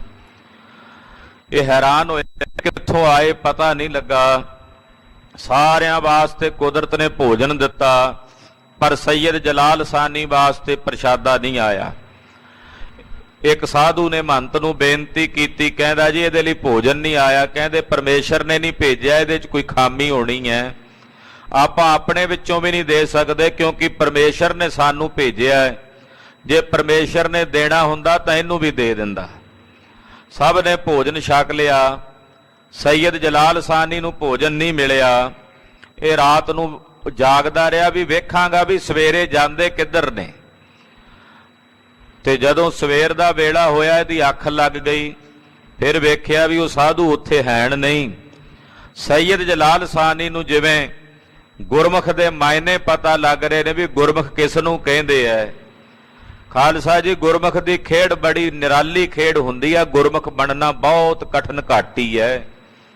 ਅਸੀਂ ਕਹਿ ਦਿੰਨੇ ਆ ਫਲਾਣਾ ਗੁਰਮੁਖ ਹੈ, ਅਮਕਾ ਗੁਰਮੁਖ ਹੈ। ਖਾਲਸਾ ਜੀ ਗੁਰਮੁਖ ਦੀ ਅਵਸਥਾ ਉਹ ਹੈ ਜਿਹੜਾ ਭਾਣੇ ਵਿੱਚ ਰਹਿੰਦਾ ਹੈ। ਗੁਰਮੁਖ ਹੋਏ ਸੋ ਭਾਣਾ ਮੰਨੈ।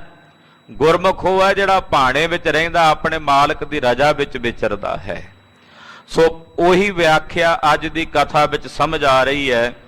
ਮਨ ਬਿਰਤੀਆਂ ਇਕਾਗਰ ਕਰੋ, ਜਗਤ ਗੁਰੂ ਜਾਹਰ ਪੀਰ ਜਗਤ ਗੁਰ ਬਾਬਾ। ਧੰਨ ਗੁਰੂ ਨਾਨਕ ਦੇਵ ਸਾਹਿਬ ਜੀ ਮਹਾਰਾਜ ਜੀ ਦੇ ਪਵਿੱਤਰ ਚਰਨਾਂ ਵਿੱਚ ਹਾਜ਼ਰੀਆਂ ਲਵਾਉਂਦਿਆਂ ਰਸਨਾ ਪਵਿੱਤਰ ਕਰਦੇ ਆਖੋ ਜੀ ਸਤਨਾਮ ਸ੍ਰੀ ਵਾਹਿਗੁਰੂ ਸਾਹਿਬ ਜੀ। ਸਤਨਾਮ ਸ੍ਰੀ ਵਾਹਿਗੁਰੂ ਸਾਹਿਬ ਜੀ। ਦੋਹਰਾ ਨਿਸ ਜਲਾਲ ਭੂਖਾਰਿਓ ਮਨ ਮੈਂ ਕਰਤ ਵਿਚਾਰ। ਰਾਤ ਦਾ ਸਮਾਂ ਸੀ, ਸੈਯਦ ਜਲਾਲ ਸਾਨੀ ਲਈ ਪ੍ਰਸ਼ਾਦਾ ਨਹੀਂ ਆਇਆ, ਰਾਤ ਨੂੰ ਭੁੱਖਾ ਹੀ ਰਿਹਾ। ਹੁਣ ਮਨ ਵਿੱਚ ਸੈਯਦ ਜਲਾਲ ਸਾਨੀ ਵਿਚਾਰ ਕਰਦਾ ਹੈ, ਆਵਤ ਇਹ ਦੇਖੇ ਨਹੀਂ ਜਾਵਤ ਲਿਓ ਨਿਹਾਰ। ਸੋਚਦਾ ਹੈ ਵੀ ਆਉਂਦੇ ਤਾਂ ਨਹੀਂ ਵੇਖੇ ਵੀ ਇਹ ਸਾਧੂ ਆਏ ਕਿੱਥੋਂ ਨੇ। ਕਹਿੰਦਾ ਚਲੋ ਸਵੇਰੇ ਪਤਾ ਲੱਗ ਜਾਏਗਾ, ਅੱਜ ਰਾਤ ਜਾਗਦੇ ਰਵਾਂਗੇ, ਸੌਣਾ ਨਹੀਂ, ਵੀ ਵੇਖਾਂਗੇ ਵੀ ਇਹ ਜਾਂਦੇ ਕਿੱਥੇ ਨੇ, ਇਹਨਾਂ ਦੀ ਪੈੜ ਲੱਭਾਂਗੇ। ਆਇਆਂ ਦਾ ਨਹੀਂ ਪਤਾ ਲੱਗਾ, ਪਰ ਜਦੋਂ ਜਾਣਗੇ ਉਦੋਂ ਵੇਖਾਂਗੇ ਵੀ ਕਿੱਥੇ ਜਾਂਦੇ ਹਨ। ਚੋਪਈ ਕਹਿ ਮਗ ਜਾਵੇਂ ਕਰਤ ਵਿਚਾਰੇ। ਸੋਚਦਾ ਹੈ, ਵਿਚਾਰਦਾ ਵੀ ਜਾਂਦੇ ਕਿਹੜੇ ਰਸਤੇ ਹੋਣਗੇ, ਕਿਸ ਰਸਤੇ ਤੱਕ ਇਹ ਜਾ ਕੇ ਕਿਸ ਪਾਸੇ ਕਿਸ ਦਿਸ਼ਾ ਨੂੰ ਜਾਂਦੇ ਹਨ। ਜਾਗਿਓ ਜਾਮਨ ਨੈਣ ਪਸਾਰੇ। ਅੱਖਾਂ ਖੋਲ ਕੇ ਸਾਰੀ ਰਾਤ ਸੈਯਦ ਜਲਾਲ ਸਾਨੀ ਜਾਗਦਾ ਰਿਹਾ, ਇਹ ਵੇਖਣ ਵਾਸਤੇ ਵੀ ਪਤਾ ਕਰਾਂ ਵੀ ਇਹ ਜਾਂਦੇ ਕਿੱਧਰ ਨੇ। ਸਾਰੀ ਰਾਤ ਅੱਖਾਂ ਖੋਲ ਕੇ ਜਾਗਦਾ ਰਿਹਾ। ਹੋਵਨ ਲਗੀ ਜਬੀ ਪੁਨ ਭੋਰ। ਜਦੋਂ ਸਵੇਰ ਹੋਣ ਲੱਗੀ, ਅੰਮ੍ਰਿਤ ਵੇਲਾ ਹੋਣ ਲੱਗਾ, ਕੀਨੋ ਆਨ ਗੁੜਾਕਾ ਜੋਰ। ਉਦੋਂ ਨੀਂਦ ਨੇ ਜ਼ੋਰ ਪਾ ਲਿਆ। ਅੰਮ੍ਰਿਤ ਵੇਲੇ ਸੁਭਾਵਕ ਨੀਂਦ ਘੇਰਾ ਪਾ ਲੈਂਦੀ ਹੈ। ਕਹਿੰਦੇ ਜਦੋਂ ਅੰਮ੍ਰਿਤ ਵੇਲਾ ਹੋਇਆ ਤੇ ਨੀਂਦ ਨੇ ਇਹਨੂੰ ਘੇਰ ਲਿਆ। ਗਏ ਸੰਤ ਸੁਧ ਭਈ ਨਾ ਕੋ। ਔਰ ਉਸ ਵਕਤ ਜਦੋਂ ਨੀਂਦ ਨੇ ਘੇਰਾ ਪਾ ਲਿਆ, ਇਹਦੀ ਅੱਖ ਲੱਗ ਗਈ। ਨਿੰਦਰਾ ਅੱਗੇ ਫਿਰ ਜ਼ੋਰ ਨਹੀਂ ਚੱਲਦਾ, ਜਦੋਂ ਬਹੁਤ ਜ਼ਿਆਦਾ ਆ ਕੇ ਘੇਰ ਲਵੇ। ਉਸ ਵਕਤ ਜਦੋਂ ਇਹ ਸੌਂ ਗਿਆ, ਉਧਰੋਂ ਜਿਹੜੇ ਮਹਾਂਪੁਰਸ਼ ਸੀ ਉਹਨਾਂ ਦੇ ਜਾਣ ਦਾ ਵੇਲਾ ਹੋ ਗਿਆ। ਉਹ ਮਹਾਤਮਾ ਜਿਹੜੇ ਉਹਨਾਂ ਮਕਾਨਾਂ ਵਿੱਚ ਉਤਰਦੇ ਸਨ, ਉਥੋਂ ਅਚਾਨਕ ਕਿਤੇ ਚਲੇ ਗਏ। ਪਾਛੇ ਤੇ ਬਿਸਮਾਦਿਓ ਸੋ। ਇਹਦੀ ਬਾਅਦ ਵਿੱਚ ਅੱਖ ਖੁੱਲੀ ਤੇ ਜਦੋਂ ਭੱਜ ਕੇ ਮਕਾਨ ਵੇਖੇ ਤੇ ਮਕਾਨ ਫਿਰ ਖਾਲੀ, ਬਿਸਤਰੇ ਵਿਛੇ ਹੋਏ ਨੇ, ਪਰ ਉੱਥੇ ਕੋਈ ਬੰਦਾ ਨਜ਼ਰ ਨਹੀਂ ਆਉਂਦਾ। ਬੜਾ ਹੈਰਾਨ ਹੋਇਆ। ਦਿਵਸ ਚੜੇ ਸਾਗਰ ਕੇ ਤੀਰ। ਇੰਨੇ ਨੂੰ ਲੋ ਲੱਗ ਗਈ, ਦਿਨ ਚੜ ਗਿਆ ਤੇ ਸੈਯਦ ਜਲਾਲ ਸਾਨੀ ਸਮੁੰਦਰ ਦੇ ਕੰਢੇ ਤੇ ਆ ਗਿਆ। ਬੈਠਿਓ ਪਿਕੇ ਤਮਾਸ਼ੋ ਪੀਰ। ਜਦੋਂ ਸਮੁੰਦਰ ਦੇ ਕੰਢੇ ਤੇ ਆ ਕੇ ਬਹਿ ਗਿਆ ਤੇ ਬੈਠਾ ਸੈਯਦ ਜਲਾਲ ਸਾਨੀ, ਉਹ ਇੱਕ ਤਮਾਸ਼ਾ ਵੇਖਦਾ ਹੈ। ਉਹ ਵੇਖ ਰਿਹਾ ਇੱਕ ਚੋਜ ਹੁੰਦਾ। ਖਾਲਸਾ ਜੀ, ਇਹ ਸੈਯਦ ਜਲਾਲ ਸਾਨੀ ਉੱਚ ਦੇ ਪੀਰ ਸਨ। ਗੁਰੂ ਨਾਨਕ ਸਾਹਿਬ ਨੇ ਇਹੋ ਜਿਹੀ ਕਿਰਪਾ ਕੀਤੀ ਨਾ, ਤੇ ਜਨਮ ਸਾਖੀ 'ਚ ਜ਼ਿਕਰ ਆਉਂਦਾ ਹੈ ਕਿ ਜਦੋਂ ਸਤਿਗੁਰੂ ਸੱਚੇ ਪਾਤਸ਼ਾਹ ਜੀ ਮਹਾਰਾਜ ਜੀ ਨੂੰ ਇਹਨੇ ਬੇਨਤੀ ਕੀਤੀ, ਮਹਾਰਾਜ ਜੀ ਨੇ ਆਖਿਆ ਤੇਰੀ 40 ਦਿਨ ਉਮਰਾ ਬਾਕੀ ਹੈ, ਤੂੰ ਸੰਸਾਰ ਤੋਂ ਚਲੇ ਜਾਣਾ ਹੈ। ਕਹਿਣ ਲੱਗਾ, ਮਹਾਰਾਜ ਕਿਰਪਾ ਕਰੋ, ਮੈਨੂੰ ਆਪਣੇ ਨਾਲ ਹੀ ਲੈ ਕੇ ਜਾਇਓ ਗਰੀਬ ਨਵਾਜ਼, ਜਦੋਂ ਤੁਸੀਂ ਜਾਣਾ ਹੈ। ਪਾਤਸ਼ਾਹ ਕਹਿਣ ਲੱਗੇ, ਤੇਰੇ ਸਰੀਰ ਤਿਆਗਣ ਤੋਂ ਬਾਅਦ 40 ਦਿਨ ਬਾਅਦ ਅਸੀਂ ਸਰੀਰ ਤਿਆਗਣਾ, ਅਸੀਂ 40 ਦਿਨ ਬਾਅਦ ਵਿੱਚ ਆਵਾਂਗੇ, ਤੂੰ ਪਹਿਲਾਂ ਚਲਾ ਜਾਈਂ। ਸੈਯਦ ਜਲਾਲ ਸਾਨੀ ਨੇ ਅੱਖਾਂ 'ਚ ਪਾਣੀ ਭਰ ਕੇ ਗੁਰੂ ਨਾਨਕ ਸਾਹਿਬ ਨੂੰ ਬੇਨਤੀ ਕੀਤੀ ਸੀ, ਮਹਾਰਾਜ 40 ਦਿਨ ਤੁਹਾਡੇ ਤੋਂ ਬਿਨਾਂ ਮੈਨੂੰ ਹਨੇਰੇ 'ਚ ਰਹਿਣਾ ਪਵੇਗਾ। 40 ਦਿਨਾਂ ਬਾਅਦ ਜਦੋਂ ਆਓਗੇ ਤਾਂ ਜਾ ਕੇ ਮੇਰੀ ਬਾਹ ਫੜੋਗੇ ਤੇ ਮੈਨੂੰ ਹਨੇਰੇ 'ਚੋਂ ਕੱਢੋਗੇ। ਮਹਾਰਾਜ ਜੀ ਕਹਿੰਦੇ, ਹਾਂ ਸੈਯਦ ਜਲਾਲ ਸੈਨੀ, ਐਸਾ ਹੀ ਹੋਵੇਗਾ। ਇਹ ਉੱਚ ਦੇ ਪੀਰ ਸਨ ਗੁਰੂ ਖਾਲਸਾ ਜੀ। ਉੱਚ ਦੇ ਇਲਾਕੇ ਦੇ ਪੀਰ ਗੁਰੂ ਨਾਨਕ ਸਾਹਿਬ ਦੇ ਸੇਵਕ ਹੋਏ ਸਿੰਧ ਦੇ ਇਲਾਕੇ ਦੇ ਵਿੱਚ। ਤੋ ਇਹ ਸਿੰਧ ਦੇ ਇਲਾਕੇ ਦੇ ਵਿੱਚ ਹੀ ਸਤਿਗੁਰੂ ਜੀ ਵਿਚਰ ਰਹੇ ਸਨ। ਸੈਯਦ ਜਲਾਲ ਸਾਨੀ ਜੀ ਸਮੁੰਦਰ ਕੰਢੇ ਆ ਕੇ ਬੈਠੇ ਨੇ, ਵੇਖਦੇ ਨੇ ਕਿ ਅਚਾਨਕ ਇੱਕ ਬੜਾ ਅਚਰਜ ਤਮਾਸ਼ਾ ਵੇਖਿਆ। ਹੋਵਤ ਬਰਖਾ ਸਾਗਰ ਮਾਈ। ਕੀ ਵੇਖਦੇ ਨੇ ਕਿ ਸਮੁੰਦਰ 'ਚ ਮੀਂਹ ਪੈ ਰਿਹਾ, ਸਾਗਰ ਦੇ ਵਿੱਚ ਮੀਂਹ ਪੈ ਰਿਹਾ ਹੈ। ਅਨੰਤ ਥਾਨ ਦੇਖੇ ਤਬ ਨਾਈ। ਉਸ ਵੇਲੇ ਵੇਖਿਆ ਵੀ ਕੱਲਾ ਸਮੁੰਦਰ 'ਚ ਮੀਂਹ ਪੈਂਦਾ, ਧਰਤੀ ਜਿਹੜੀ ਆ ਟਾਪੂ, ਉੱਥੇ ਨਹੀਂ ਮੀਂਹ ਪੈ ਰਿਹਾ। ਸਮੁੰਦਰ ਵਿੱਚ ਕੱਲਾ ਮੀਂਹ ਪੈ ਰਿਹਾ, ਜਿਹੜੇ ਟਾਪੂ ਤੇ ਬੈਠਾ ਸੀ ਉਥੇ ਮੀਂਹ ਨਹੀਂ ਪੈ ਰਿਹਾ। ਸੈयद ਗੁਣ ਕਹਿ ਗਿਰਾ ਉਚਾਰੀ। ਸੈयद ਜਲਾਲ ਸਾਨੀ ਜੀ ਨੇ ਮਨ ਚ ਵਿਚਾਰ ਕੀਤੀ ਤੇ ਬੋਲੇ, ਜਹਾਂ ਨਚਈਤ ਬਰਖਾ ਬਾਰੀ। ਕਹਿਣ ਲੱਗੇ, ਹੇ ਖੁਦਾ, ਹੇ ਕਰਤਾਰ, ਜਿੱਥੇ ਪਾਣੀ ਦੀ ਲੋੜ ਹੀ ਨਹੀਂ, ਪਹਿਲਾਂ ਹੀ ਇੰਨਾ ਪਾਣੀ ਭਰਿਆ ਪਿਆ, ਉੱਥੇ ਹੋਰ ਮੀਂਹ ਪਾਈ ਜਾਨਾ। ਸਮੁੰਦਰ 'ਚ ਮੀਂਹ ਦੀ ਭਲਾ ਕੀ ਲੋੜ ਹੈ, ਇੱਥੇ ਦਾ ਪਹਿਲਾਂ ਬਥੇਰਾ ਪਾਣੀ ਹੈ।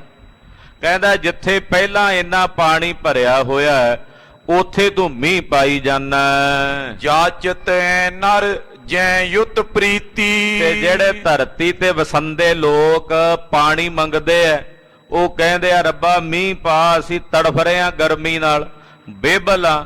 ਜਿੱਥੇ ਲੋਕ ਪਾਣੀ ਦੀ ਮੰਗ ਕਰਦੇ ਹਨ, ਤਹਾਂ ਨ ਬਰਖਤ ਕਿਆ ਏ ਰੀਤੀ। ਉੱਥੇ ਤੂੰ ਮੀਂਹ ਨਹੀਂ ਪਾਉਂਦਾ, ਜਿੱਥੇ ਲੋੜ ਨਹੀਂ ਉੱਥੇ ਮੀਂਹ ਪਾਈ ਜਾਣਾ। ਚੰਗਾ ਕੰਮ ਹੈ ਤੇਰਾ ਦਾਤਿਆ। ਏਦਾਂ ਸੈयद ਜਲਾਲ ਸਾਨੀ ਜੀ ਬੈਠੇ ਬੈਠੇ ਨਾ ਉੱਥੇ ਮੀਂਹ ਵਰਦਾ ਵੇਖ ਕੇ ਸਮੁੰਦਰ 'ਚ ਕਹਿ ਰਹੇ ਨੇ, ਕਹਿੰਦੇ ਜਿੱਥੇ ਲੋੜ ਹੈ ਉੱਥੇ ਪਾਉਂਦਾ ਨਹੀਂ, ਜਿੱਥੇ ਵਿਚਾਰੇ ਲੋਕ ਤੜਫਦੇ ਆ ਮੀਂਹ ਤੋਂ ਬਿਨਾਂ, ਜਿੱਥੇ ਲੋੜ ਹੀ ਕੋਈ ਨਹੀਂ, ਪਹਿਲਾਂ ਹੀ ਸਮੁੰਦਰ 'ਚ ਭਲਾ ਥੋੜਾ ਪਾਣੀ ਹੈ, ਇਹਦੇ 'ਚ ਕਿਹੜਾ ਹੜ ਲਿਆਉਣਾ ਪਾਣੀ ਦਾ ਜਿਹੜਾ ਮੀਂਹ ਪਾਉਣਾ। ਹੋਰ ਇੱਥੇ ਪਾਈ ਜਾਣਾ, ਜਿੱਥੇ ਲੋੜ ਹੈ ਉੱਥੇ ਪਾਉਂਦਾ ਨਹੀਂ। ਅਸ ਕਹਿਤਿਓ ਬਰਖਾ ਹਟ ਗਈ। ਇਹ ਗੱਲ ਸੈयद ਜਲਾਲ ਸਾਨੀ ਨੇ ਹਾਲੇ ਕਹੀ ਸੀ, ਕਹਿਣ ਦੀ ਦੇਰੀ ਸੀ, ਇੱਕਦਮ ਮੀਂਹ ਪੈਣੋਂ ਬੰਦ ਹੋ ਗਿਆ ਸਮੁੰਦਰ 'ਚ, ਵਰਖਾ ਪੈਣੋਂ ਹਟ ਗਈ। ਮਨ ਮੈਂ ਗੁਨੇ ਭਈ ਜਿਉ ਠਈ। ਸੋਚਦਾ ਮੈਂ ਜਿਵੇਂ ਆਖਿਆ ਉਦਾਂ ਹੀ ਹੋ ਗਿਆ। ਕੱਲ ਵੀ ਇਦਾਂ ਹੋਇਆ, ਜਦੋਂ ਮੈਂ ਕਿਹਾ ਜਹਾਜ਼ ਡੁੱਬ ਚੱਲਿਆ, ਇਹ ਤਾਰ ਦੇ ਤੇ ਉਤਰ ਗਿਆ। ਅੱਜ ਕਿਹਾ ਵੀ ਮੀਂਹ ਰੋਕ ਦੇ ਤੇ ਇੱਥੇ ਮੀਂਹ ਰੁਕ ਗਿਆ। ਕਹਿੰਦਾ ਬੜੀ ਹੈਰਾਨੀ ਦੀ ਗੱਲ ਹੈ ਵੀ ਜਿਹੜਾ ਮੈਂ ਫੁਰਨਾ ਕਰਦਾ ਇੱਥੇ ਪੂਰਾ ਹੋ ਹੀ ਜਾਂਦਾ ਹੈ। ਸੰਜ ਪਈ ਤਬ ਹਿਰਦੇ ਵਿਚਾਰੇ। ਜਦੋਂ ਸ਼ਾਮ ਜੇ ਦਾ ਸਮਾਂ ਹੋਇਆ ਤੇ ਇਹਨੇ ਮਨ 'ਚ ਵਿਚਾਰ ਕੀਤੀ, ਆਵਤ ਸੰਤਨ ਲਿਓ ਨਿਹਾਰੇ।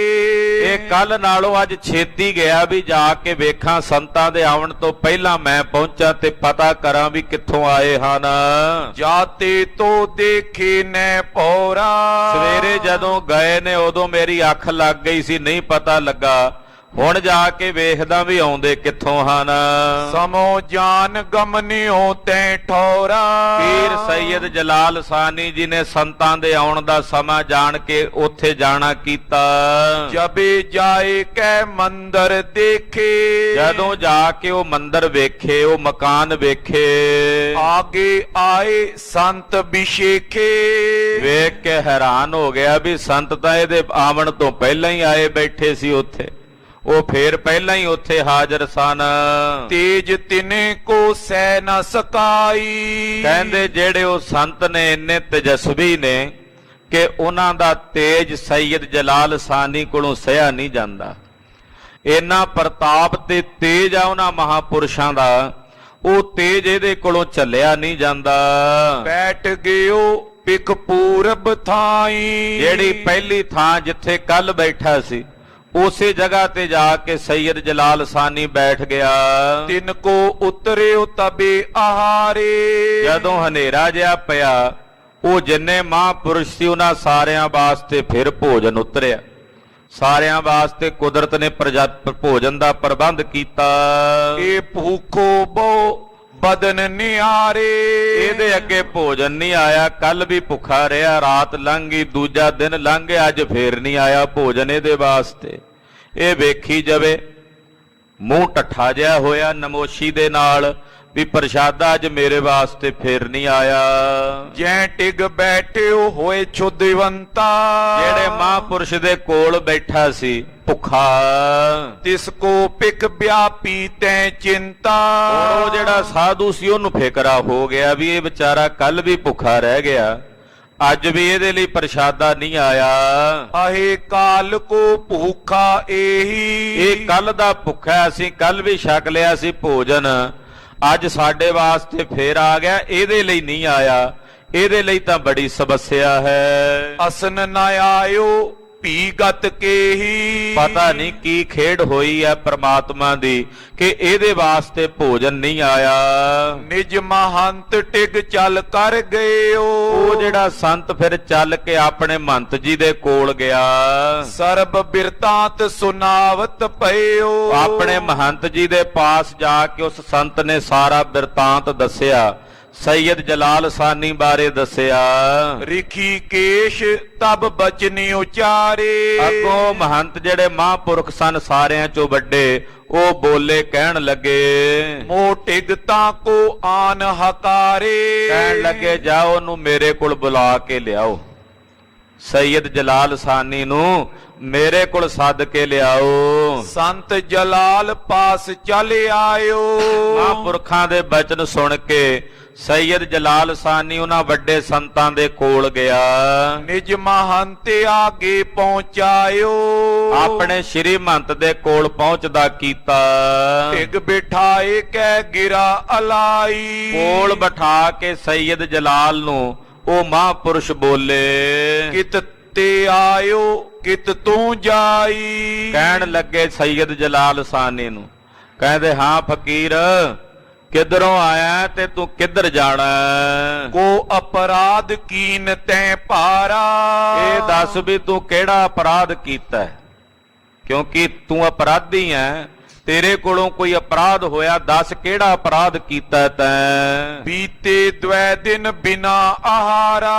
ਕਿ 2 ਦਿਨ ਬੀਤ ਗਏ ਨੇ, ਤੇਰੇ ਵਾਸਤੇ ਭੋਜਨ ਨਹੀਂ ਆਇਆ। ਉਹ ਇਸ ਕਰਕੇ ਨਹੀਂ ਆਇਆ ਕਿਉਂਕਿ ਤੇਰੇ ਕੋਲੋਂ ਕੋਈ ਨਾ ਕੋਈ ਅਪਰਾਧ ਹੋਇਆ। ਦੋਹਰਾ ਸੁਨ ਜਲਾਲ ਬੋਲਿਓ ਤਬੇ ਦੂਰ ਦੇਸ਼ ਤੇ ਆਏ। ਸੁਣ ਕੇ ਸੈਯਦ ਜਲਾਲ ਸਾਨੀ ਬੋਲੇ, ਕਹਿਣ ਲੱਗੇ ਸੰਤ ਜੀ ਮੇਰਾ ਨਾਮ ਸੈਯਦ ਜਲਾਲ ਸਾਨੀ ਹੈ, ਮੈਂ ਦੂਰੋਂ ਸਿੰਧ ਦੇ ਇਲਾਕੇ ਚੋਂ ਚੱਲ ਕੇ ਆਇਆ ਹਾਂ। ਕਛੂ ਖਤਾ ਨੇ ਮੈਂ ਕਰੀ ਕਰਤ ਜੇ ਦੇਤ ਬਤਾਏ। ਕਹਿੰਦਾ ਜੀ ਮੈਂ ਕੋਈ ਖਤਾ ਨਹੀਂ ਕੀਤੀ, ਮੈਂ ਕੋਈ ਅਪਰਾਧ ਨਹੀਂ ਕੀਤਾ, ਜੇ ਕੀਤਾ ਹੁੰਦਾ ਤਾਂ ਮੈਂ ਤੁਹਾਨੂੰ ਦੱਸ ਦਿੰਦਾ। ਜੋ ਭਾਈ ਕਯੋ ਮਹੰਤ ਸੋ ਵੱਡ ਕਰ ਤਾਰਾ। ਸੁਣ ਕੇ ਉਹ ਮਹੰਤ ਜੀ ਫਿਰ ਬੋਲੇ, ਕਹਿਣ ਲੱਗੇ ਸੈਯਦ ਜਲਾਲ, ਉਹ ਜਿਹੜਾ ਕਰਤਾਰ ਹੈ ਅਕਾਲ ਪੁਰਖ ਪਰਮੇਸ਼ਰ, ਤਾਂ ਕੋ ਦੋਸ਼ ਨ ਬਨੇ ਉਚਾਰਾ। ਉਹਦੇ ਵਿੱਚ ਨਹੀਂ ਅਸੀਂ ਕੋਈ ਦੋਸ਼ ਲਾ ਸਕਦੇ ਵੀ ਉਹਨੇ ਤੈਨੂੰ ਭੋਜਨ ਨਹੀਂ ਦਿੱਤਾ। ਪਰਮਾਤਮਾ ਵਿੱਚ ਨਹੀਂ ਕੋਈ ਦੋਸ਼। ਪਾ ਅਪਰਾਧ ਤੋਏ ਮੈਂ ਕੋਈ। ਜ਼ਰੂਰ ਤੇਰੇ ਵਿੱਚ ਹੀ ਕੋਈ ਅਪਰਾਧ ਹੈ, ਜ਼ਰੂਰ ਤੇਰੇ ਵਿੱਚ ਹੀ ਕੋਈ ਖਾਮੀ ਹੈ। ਪਰਮੇਸ਼ਰ ਨੇ ਤੈਨੂੰ ਭੋਜਨ ਨਹੀਂ ਦਿੱਤਾ, ਇਹਦਾ ਮਤਲਬ ਤੇਰੀ ਕੋਈ ਖਾਮੀ ਹੈ। ਭੋਜਨ ਬਿਨ ਬੀਤੇ ਦਿਨ ਦੋਈ। ਕਿ 2 ਦਿਨ ਬੀਤ ਗਏ ਨੇ, ਤੇਰੇ ਵਾਸਤੇ ਪ੍ਰਸ਼ਾਦਾ ਨਹੀਂ ਆਇਆ। ਆਗੇ ਭੂਖਾ ਰਿਓ ਕੇ ਨਾਈ। ਇਹ ਦੱਸ ਸੈਯਦ ਜਲਾਲ ਵੀ ਕਦੇ ਪਹਿਲਾਂ ਵੀ ਭੁੱਖਾ ਰਿਹਾ ਕਿਤੇ? ਏਦਾਂ ਵੀ 2 ਦਿਨ ਤੈਨੂੰ ਰੋਟੀ ਨਾ ਮਿਲੀ ਹੋਵੇ, ਕਦੇ ਏਦਾਂ ਪਹਿਲਾਂ ਵੀ ਤੇਰੇ ਨਾਲ ਹੋਇਆ ਕਿ ਨਹੀਂ? ਪਾਚਲ ਬੀਤੀ ਬੈਸ ਕੇ ਮਾਈ। ਤੇਰੀ ਜਿਹੜੀ ਜ਼ਿੰਦਗੀ ਪਹਿਲਾਂ ਬੀਤੀ ਆ, ਕਦੇ ਉਹਦੇ ਚ 2 ਦਿਨ ਭੁੱਖਾ ਰਿਹਾ ਕਿ ਨਹੀਂ? ਸੁਨ ਜਲਾਲ ਬੋਲਿਓ ਹੋਂ ਕੈਸੇ। ਸੁਣ ਕੇ ਜਲਾਲ ਅੱਗੋਂ ਬੋਲਿਆ, ਕਹਿਣ ਲੱਗਾ ਜੀ ਭੂਖਾ ਰਿਓ ਨਾ ਮੈਂ ਕਬ ਐਸੇ। ਕਹਿਣ ਲੱਗਾ ਜੀ ਮੈਂ ਕਦੇ ਏਦਾਂ 2 ਦਿਨ ਭੁੱਖਾ ਨਹੀਂ ਰਿਹਾ ਪਹਿਲਾਂ, ਮੇਰੇ ਨਾਲ ਕਦੇ ਪਹਿਲਾਂ ਇਸ ਤਰ੍ਹਾਂ ਨਹੀਂ ਹੋਇਆ। ਕਾਲ ਤੀਰ ਸਾਗਰ ਕੇ ਬੈਸਾ। ਕੱਲ ਮੈਂ ਸਮੁੰਦਰ ਦੇ ਕੰਢੇ ਬੈਠਾ ਹੋਇਆ ਸੀ, ਕੌਤਕ ਤਹਾਂ ਵੀ ਲੋਕਿਓ ਐਸਾ। ਤੇ ਸਮੁੰਦਰ ਵਿੱਚ ਮੈਂ ਇੱਕ ਕੌਤਕ ਵੇਖਿਆ। ਇੱਕ ਜਹਾਜ਼ ਬੂਡਨ ਲੱਗ ਪਾਰ। ਇੱਕ ਸਮੁੰਦਰੀ ਜਹਾਜ਼ ਸੀ ਜਿਹੜਾ ਪਾਣੀ 'ਚ ਡੁੱਬਣ ਲੱਗਾ ਸੀ। ਨਰਨ ਕਰੀਬੋ ਵਿੱਚ ਪੁਕਾਰਾ। ਉਸ ਜਹਾਜ਼ ਵਿੱਚ ਬੈਠੇ ਜਿਹੜੇ ਯਾਤਰੂ ਸਨ ਉਹਨਾਂ ਨੇ ਪੁਕਾਰ ਕੀਤੀ। ਦੋਹਰਾ ਮੈਂ ਵੀ ਲੋਕ ਕੇ ਅਸ ਕਈ ਕਿਆ ਤੁਮ ਕਰਤ ਖੁਦਾਏ। ਉਹਨਾਂ ਨੂੰ ਡੁੱਬਦਿਆਂ ਵੇਖ ਕੇ ਮੈਂ ਆਖਿਆ, ਹੇ ਖੁਦਾ ਤੂੰ ਆ ਕੀ ਕਰੀ ਜਾਂਦਾ? ਕਹਿੰਦੇ ਮੈਂ ਖੁਦਾ ਨੂੰ ਆਖਿਆ, ਹੇ ਖੁਦਾ ਤੂੰ ਇਹ ਕੀ ਕਰੀ ਜਾਨਾ? ਸੰਬੰਧੀ ਯੁੱਤ ਸਭ ਮਰੇ ਲੇਵੋ ਇਨੇ ਬਚਾਏ। ਇਹ ਵਿਚਾਰੇ ਸੰਬੰਧੀਆਂ ਸਮੇਤ ਸਾਰੇ ਮਾਰੇ ਜਾਣਗੇ, ਤੂੰ ਇਹਨਾਂ ਨੂੰ ਬਚਾ ਲੈ।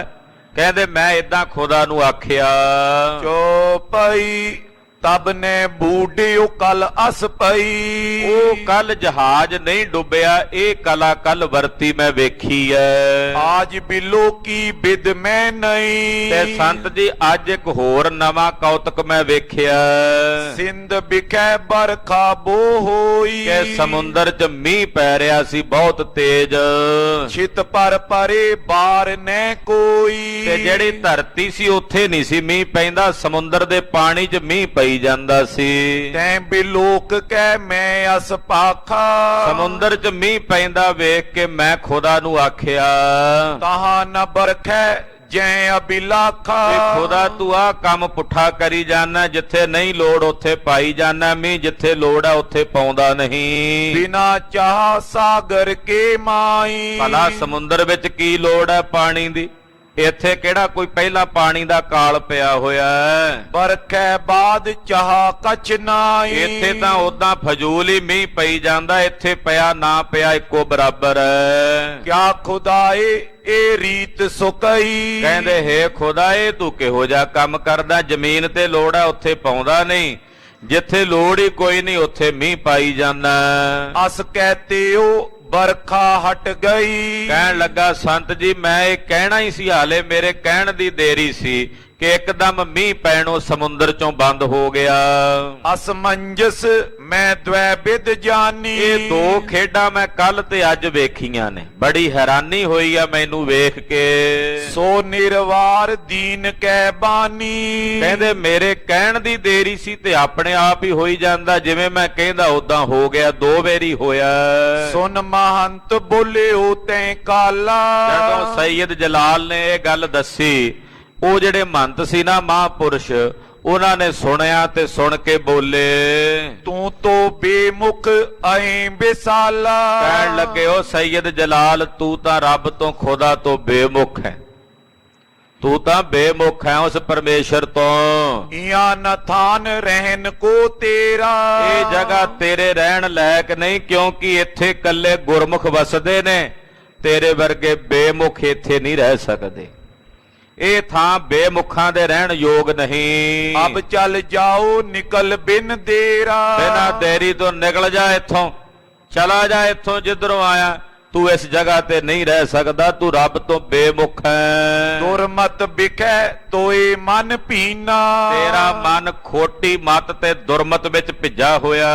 ਆਪਣੋ ਜਨਮ ਆਕਾਰਤ ਕੀਨਾ। ਤੂੰ ਤਾਂ ਆਪਣਾ ਜਨਮ ਹੀ ਆਕਾਰਤ ਕਰ ਲਿਆ ਰੱਬ ਦੀ ਕੀਤੀ ਤੇ ਕਿੰਤੂ ਕਰਕੇ। ਕੰਪ ਉਠਿਓ ਸੁਨ ਤਬੇ ਜਲਾਲ। ਜਦੋਂ ਮਹਾਂਪੁਰਸ਼ ਏਦਾਂ ਬੋਲੇ ਨਾ ਕਰੜੇ ਸ਼ਬਦ, ਤੇ ਸੈਯਦ ਜਲਾਲ ਕੰਬ ਗਿਆ। ਬੋਲਿਓ ਹਾਥ ਬੰਦ ਤੈਂ ਕਾਲ। ਹੱਥ ਜੋੜ ਕੇ ਬੋਲਿਆ ਮਹਾਂਪੁਰਸ਼ਾਂ ਨੂੰ, ਕਹਿਣ ਲੱਗਾ ਕੌਣ ਅਵਗਿਆ ਮੋਤੇ ਹੋਈ। ਕਹਿਣ ਲੱਗਾ ਜੀ ਮੇਰੇ ਕੋਲੋਂ ਕੀ ਅਵਗਿਆ ਹੋ ਗਈ, ਮੈਂ ਇਹੋ ਜਿਹਾ ਕਿਹੜਾ ਗੁਨਾਹ ਕਰ ਦਿੱਤਾ? ਦਿਓ ਬਤਾਏ ਸੰਤ ਜੀ ਸੋਈ। ਇਹ ਸੰਤ ਜੀ ਕਿਰਪਾ ਕਰਕੇ ਮੈਨੂੰ ਦੱਸ ਦਿਓ। ਤਬ ਮਹੰਤ ਅਸਵਾਕ ਉਚਰਈ। ਇਹ ਸੁਣ ਕੇ ਅੱਗੋਂ ਮਹੰਤ ਜੀ ਬੋਲੇ, ਕਹਿਣ ਲੱਗੇ ਪਰਮੇਸ਼ਰ ਨਿਜ ਭਾਣਾ ਕਰਈ। ਕਹਿਣ ਲੱਗੇ ਸੈਯਦ ਜਲਾਲ ਪਰਮੇਸ਼ਰ ਉਹ ਕਰਦਾ ਜੋ ਉਹਨੂੰ ਚੰਗਾ ਲੱਗਦਾ, ਜੋ ਉਹਨੂੰ ਭਾਉਂਦਾ ਪਰਮੇਸ਼ਰ ਉਹ ਕਰਦਾ। ਦੋਹਰਾ ਤੈਂ ਜੋ ਹਟਾਇਓ ਤਾਏ ਕੋ ਪੁਨ ਮਨ ਮੈਂ ਅਰਖਾਏ। ਪਰਮੇਸ਼ਰ ਜੋ ਕਰਦਾ ਉਹ ਆਪਣੀ ਮਰਜ਼ੀ ਨਾਲ ਕਰਦਾ, ਪਰ ਤੂੰ ਉਹਦੀ ਕੀਤੀ ਨੂੰ ਹਟਾਇਆ। ਤੂੰ ਆਖਿਆ ਖੁਦਾ ਏਦਾਂ ਨਾ ਕਰ, ਤੇ ਬਾਤ ਜਦੋਂ ਹਟ ਗਿਆ, ਨਹੀਂ ਡੁੱਬਿਆ ਜਹਾਜ਼, ਮੀਂਹ ਪੈਣੋਂ ਬੰਦ ਹੋ ਗਿਆ, ਤੇ ਤੂੰ ਬੜਾ ਖੁਸ਼ ਹੋਇਆ ਵੀ ਮੈਂ ਜੋ ਆਖਿਆ ਪੂਰਾ ਹੋ ਗਿਆ। ਤੈਨੂੰ ਇਸ ਗੱਲ ਦੀ ਖੁਸ਼ੀ ਹੋਈ ਹੈ। ਕਯੋ ਹਮਾਰੋ ਅਬ ਚਲੇ ਹਿਰਦੈ ਰਿਓ ਗਰਬਾਏ। ਤੂੰ ਹੰਕਾਰ ਨਾਲ ਭਰ ਗਿਆ ਵੀ ਹੁਣ ਮੈਂ ਜੋ ਕਹਿਣਾ ਹੋਣ ਲੱਗ ਪਿਆ, ਵੀ ਮੈਂ ਜੋ ਕਹਿਣਾ ਉਹ ਹੋ ਜਾਂਦਾ। ਕੱਲ ਕਿਹਾ ਵੀ ਜਹਾਜ਼ ਨਾ ਡੁੱਬੇ, ਨਹੀਂ ਡੁੱਬਿਆ। ਅੱਜ ਕਿਹਾ ਵੀ ਮੀਂਹ ਨਾ ਪਵੇ ਇੱਥੇ, ਤੇ ਪੈਣੋਂ ਬੰਦ ਹੋ ਗਿਆ। ਤੂੰ ਮਨ 'ਚ ਹੰਕਾਰ ਕਰ ਲਿਆ ਵੀ ਮੇਰਾ ਕਿਹਾ ਹੋਣ ਲੱਗ ਪਿਆ। ਚੋਪਈ ਤੈਂ ਕੋ ਕਰਿਓ ਮਿਟਾਵਨ ਲਾਗਾ। ਉਹ ਪਰਮੇਸ਼ਰ ਦੀ ਕੀਤੀ ਨੂੰ ਮਿਟਾਉਣ ਲੱਗਾ ਹੈ। ਪਾ ਸ਼ਰੀਕ ਤੂੰ ਤਾਏ ਕੋ ਭਾਗਾ। ਉਹ ਭਾਗਿਆ ਤੂੰ ਤਾਂ ਪਰਮੇਸ਼ਰ ਦਾ ਸ਼ਰੀਕ ਬਣ ਗਿਆ, ਵੀ ਰੱਬ ਜੋ ਕਰੇ ਤੂੰ ਉਹਦੇ ਤੋਂ ਉਲਟ ਕਰੇ। ਪਰਮੇਸ਼ਰ ਜੋ ਕਰਨਾ ਚਾਹੁੰਦਾ ਤੂੰ ਕਹੇ ਵੀ ਕਿਉਂ ਕਰਦਾ, ਤੂੰ ਤਾਂ ਪਰਮੇਸ਼ਰ ਦਾ ਸ਼ਰੀਕ ਬਣ ਗਿਆ। ਕੇਤਕ ਜੀਵਨ ਪਾਪ ਜੇ ਕੀਨੇ, ਉਹ ਜਿਹੜੇ ਜਹਾਜ਼ ਵਿੱਚ ਸਨ ਜੀਵ, ਉਹਨਾਂ ਨੂੰ ਆਪਣੇ ਕਰਮਾਂ ਦਾ ਫਲ ਮਿਲਣਾ ਸੀ, ਜਿਹੜੇ ਜੀਵਾਂ ਨੇ ਪਾਪ ਕਰਮ ਕੀਤੇ ਸਨ। ਤਿਨ ਕੋ ਦੁਖ ਤੈ ਦੇਨ ਨ ਦੀਨੇ, ਪਰਮੇਸ਼ਰ ਨੇ ਉਹਨਾਂ ਦੇ ਕੀਤੇ ਕਰਮਾਂ ਦਾ ਫਲ ਉਹਨਾਂ ਨੂੰ ਦੇਣਾ ਸੀ, ਪਰ ਤੂੰ ਦੇਣ ਨਹੀਂ ਦਿੱਤਾ। ਰੱਬ ਉਹਨਾਂ ਦੇ ਕਰਮਾਂ ਦਾ ਫਲ ਉਹਨੂੰ ਦੇਣਾ ਚਾਹੁੰਦਾ ਸੀ ਉਹਨਾਂ ਨੂੰ, ਪਰ ਤੂੰ ਦੇਣ ਨਹੀਂ ਦਿੱਤਾ। ਕਿਤਕ ਸਿੰਧ ਮੈਂ ਜੀਵ ਜੇ ਜੀਵਤ, ਤੇ ਅੱਜ ਜਿਹੜੇ ਪਾਣੀ ਵਿੱਚ ਸਮੁੰਦਰ ਵਿੱਚ ਜੀਵ ਜੀਵਦੇ ਨੇ, ਸਮੁੰਦਰ 'ਚ ਕਿਤਨੇ ਜੀਵ ਨੇ ਜਿਹੜੇ ਰਹਿੰਦੇ ਨੇ, ਸੋ ਸਾਗਰ ਜਲ ਖਾਰ ਨ ਪੀਵਤ, ਉਹ ਸਮੁੰਦਰ ਦਾ ਖਾਰਾ ਪਾਣੀ ਨਹੀਂ ਪੀਂਦੇ। ਤਿਨ ਕੇ ਹੇਤ ਪਰਤ ਜੋ ਬਾਰਾ, ਤੇ ਪਰਮੇਸ਼ਰ ਉਹਨਾਂ ਵਾਸਤੇ ਮੀਂਹ ਪਾਉਂਦਾ ਵੀ ਉਹਨਾਂ ਜੀਵਾਂ ਨੂੰ ਪੀਣ ਨੂੰ ਪਾਣੀ ਮਿਲ ਜੇ। ਰਹਿੰਦੇ ਸਮੁੰਦਰ 'ਚ ਨੇ ਪਰ ਸਮੁੰਦਰ ਦਾ ਪਾਣੀ ਨਹੀਂ ਪੀਂਦੇ, ਉਹਦੇ ਮੀਂਹ ਪਾਉਂਦਾ ਪਰਮੇਸ਼ਰ ਉਹਨਾਂ ਨੂੰ ਰਜਾਉਂਦਾ।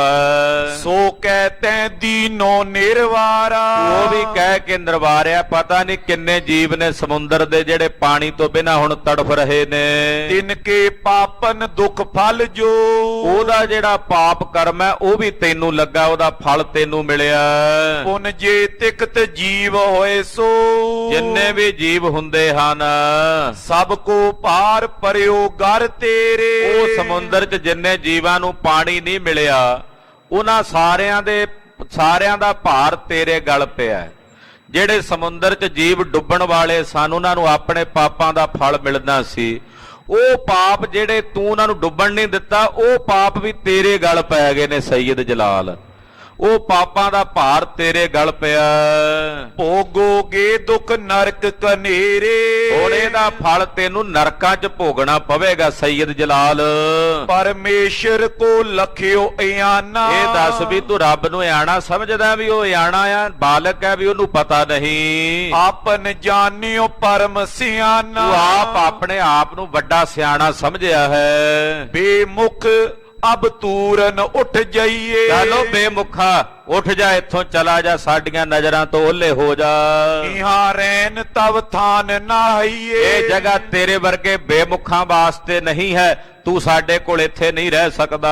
ਸੁਨਿਓ ਜਲਾਲ ਸਮਝ ਤਬ ਆਈ, ਇਹ ਗੱਲ ਜਦੋਂ ਸੁਣੀ ਤੇ ਫਿਰ ਸੈਯਦ ਜਲਾਲ ਨੂੰ ਸਮਝ ਆਈ। ਬੋਲਿਓ ਬੌਰ ਹਿਰਦੇ ਪਛਤਾਈ, ਪਛਤਾਵਾ ਕਰਕੇ ਸੈਯਦ ਜਲਾਲ ਬੋਲਿਆ, ਜੇ ਪਾਣਾ ਮਾਨੇ ਸੇ ਕੈਸੇ, ਕਹਿਣ ਲੱਗਾ ਵੀ ਸੰਤ ਜੀ ਜਿਹੜੇ ਭਾਣਾ ਮੰਨਦੇ ਆ ਪਰਮੇਸ਼ਰ ਦਾ ਉਹ ਕਿਹੋ ਜਿਹੇ ਹਨ, ਉੱਤਰ ਮੋਏ ਬਤਾਵੋ ਐਸੇ, ਕਿਰਪਾ ਕਰਕੇ ਮੈਨੂੰ ਇਹਦਾ ਉੱਤਰ ਦਿਓ। ਕਏ ਮਹੰਤ ਜੇ ਪਾਣਾ ਮਾਨੇ, ਅੱਗੋਂ ਮਹੰਤ ਜੀ ਬੋਲੇ, ਕਹਿਣ ਲੱਗੇ ਜਲਾਲ ਜਿਹੜੇ ਪਰਮੇਸ਼ਰ ਦਾ ਭਾਣਾ ਮੰਨਦੇ ਹਨ, ਸੇ ਗੁਰਮੁਖ ਹੈ ਮਨੁਜ ਸਿਆਣੇ, ਉਹੀ ਅਸਲ ਵਿੱਚ ਸਿਆਣੇ ਗੁਰਮੁਖ ਕਹੇ ਜਾਂਦੇ ਹਨ। ਇੱਕਦਮ ਸੰਤੁਸ਼ਟੀ ਹੋ ਗਈ ਸੈਯਦ ਜਲਾਲ ਨੂੰ, ਪਤਾ ਲੱਗ ਗਿਆ ਵੀ ਗੁਰਮੁਖ ਕਿਸ ਨੂੰ ਕਹਿੰਦੇ ਹਨ। ਮਹੰਤ ਜੀ ਨੇ ਦੱਸਿਆ ਜਿਹੜੇ ਪਰਮੇਸ਼ਰ ਦੀ ਕੀਤੀ 'ਚ ਰਾਜੀ ਰਹਿੰਦੇ ਐ, ਉਹਦੇ ਭਾਣੇ ਨੂੰ ਮੰਨਦੇ ਨੇ, ਉਹ ਸਿਆਣੇ ਗੁਰਮੁਖ ਹਨ। ਜੋ ਭਾਣਾ ਮੇਟੇ ਕਰਤਾਰਾ, ਜਿਹੜੇ ਉਸ ਕਰਤਾਰ ਦੇ ਭਾਣੇ ਨੂੰ ਮੇਟਦੇ ਹਨ, ਸੋ ਬੇਮੁਖ ਦੁੱਖ ਪਾਵੇਂ ਪਾਰਾ, ਉਸ ਕਰਤਾਰ ਤੋਂ ਬੇਮੁਖ ਹੋ ਕੇ ਦੁੱਖ ਭੋਗਦੇ ਹਨ। ਦੋਹਰਾ ਤਬ ਜਲਾਲ ਬੋਲਿਓ ਬਚਨ ਭਲੋ ਮਾਇ ਨਾ ਪਾਏ, ਜਲਾਲ ਬੋਲਿਆ, ਕਹਿੰਦਾ ਧੰਨਵਾਦ ਮਹੰਤ ਜੀ, ਮੈਨੂੰ ਗੁਰਮੁਖ ਪਦ ਦੇ ਮਾਇਨੇ ਸਮਝ ਆ ਗਏ ਨੇ, ਮੈਨੂੰ ਪਤਾ ਲੱਗ ਗਿਆ ਵੀ ਗੁਰਮੁਖ ਦੇ ਕੀ ਅਰਥ ਹਨ।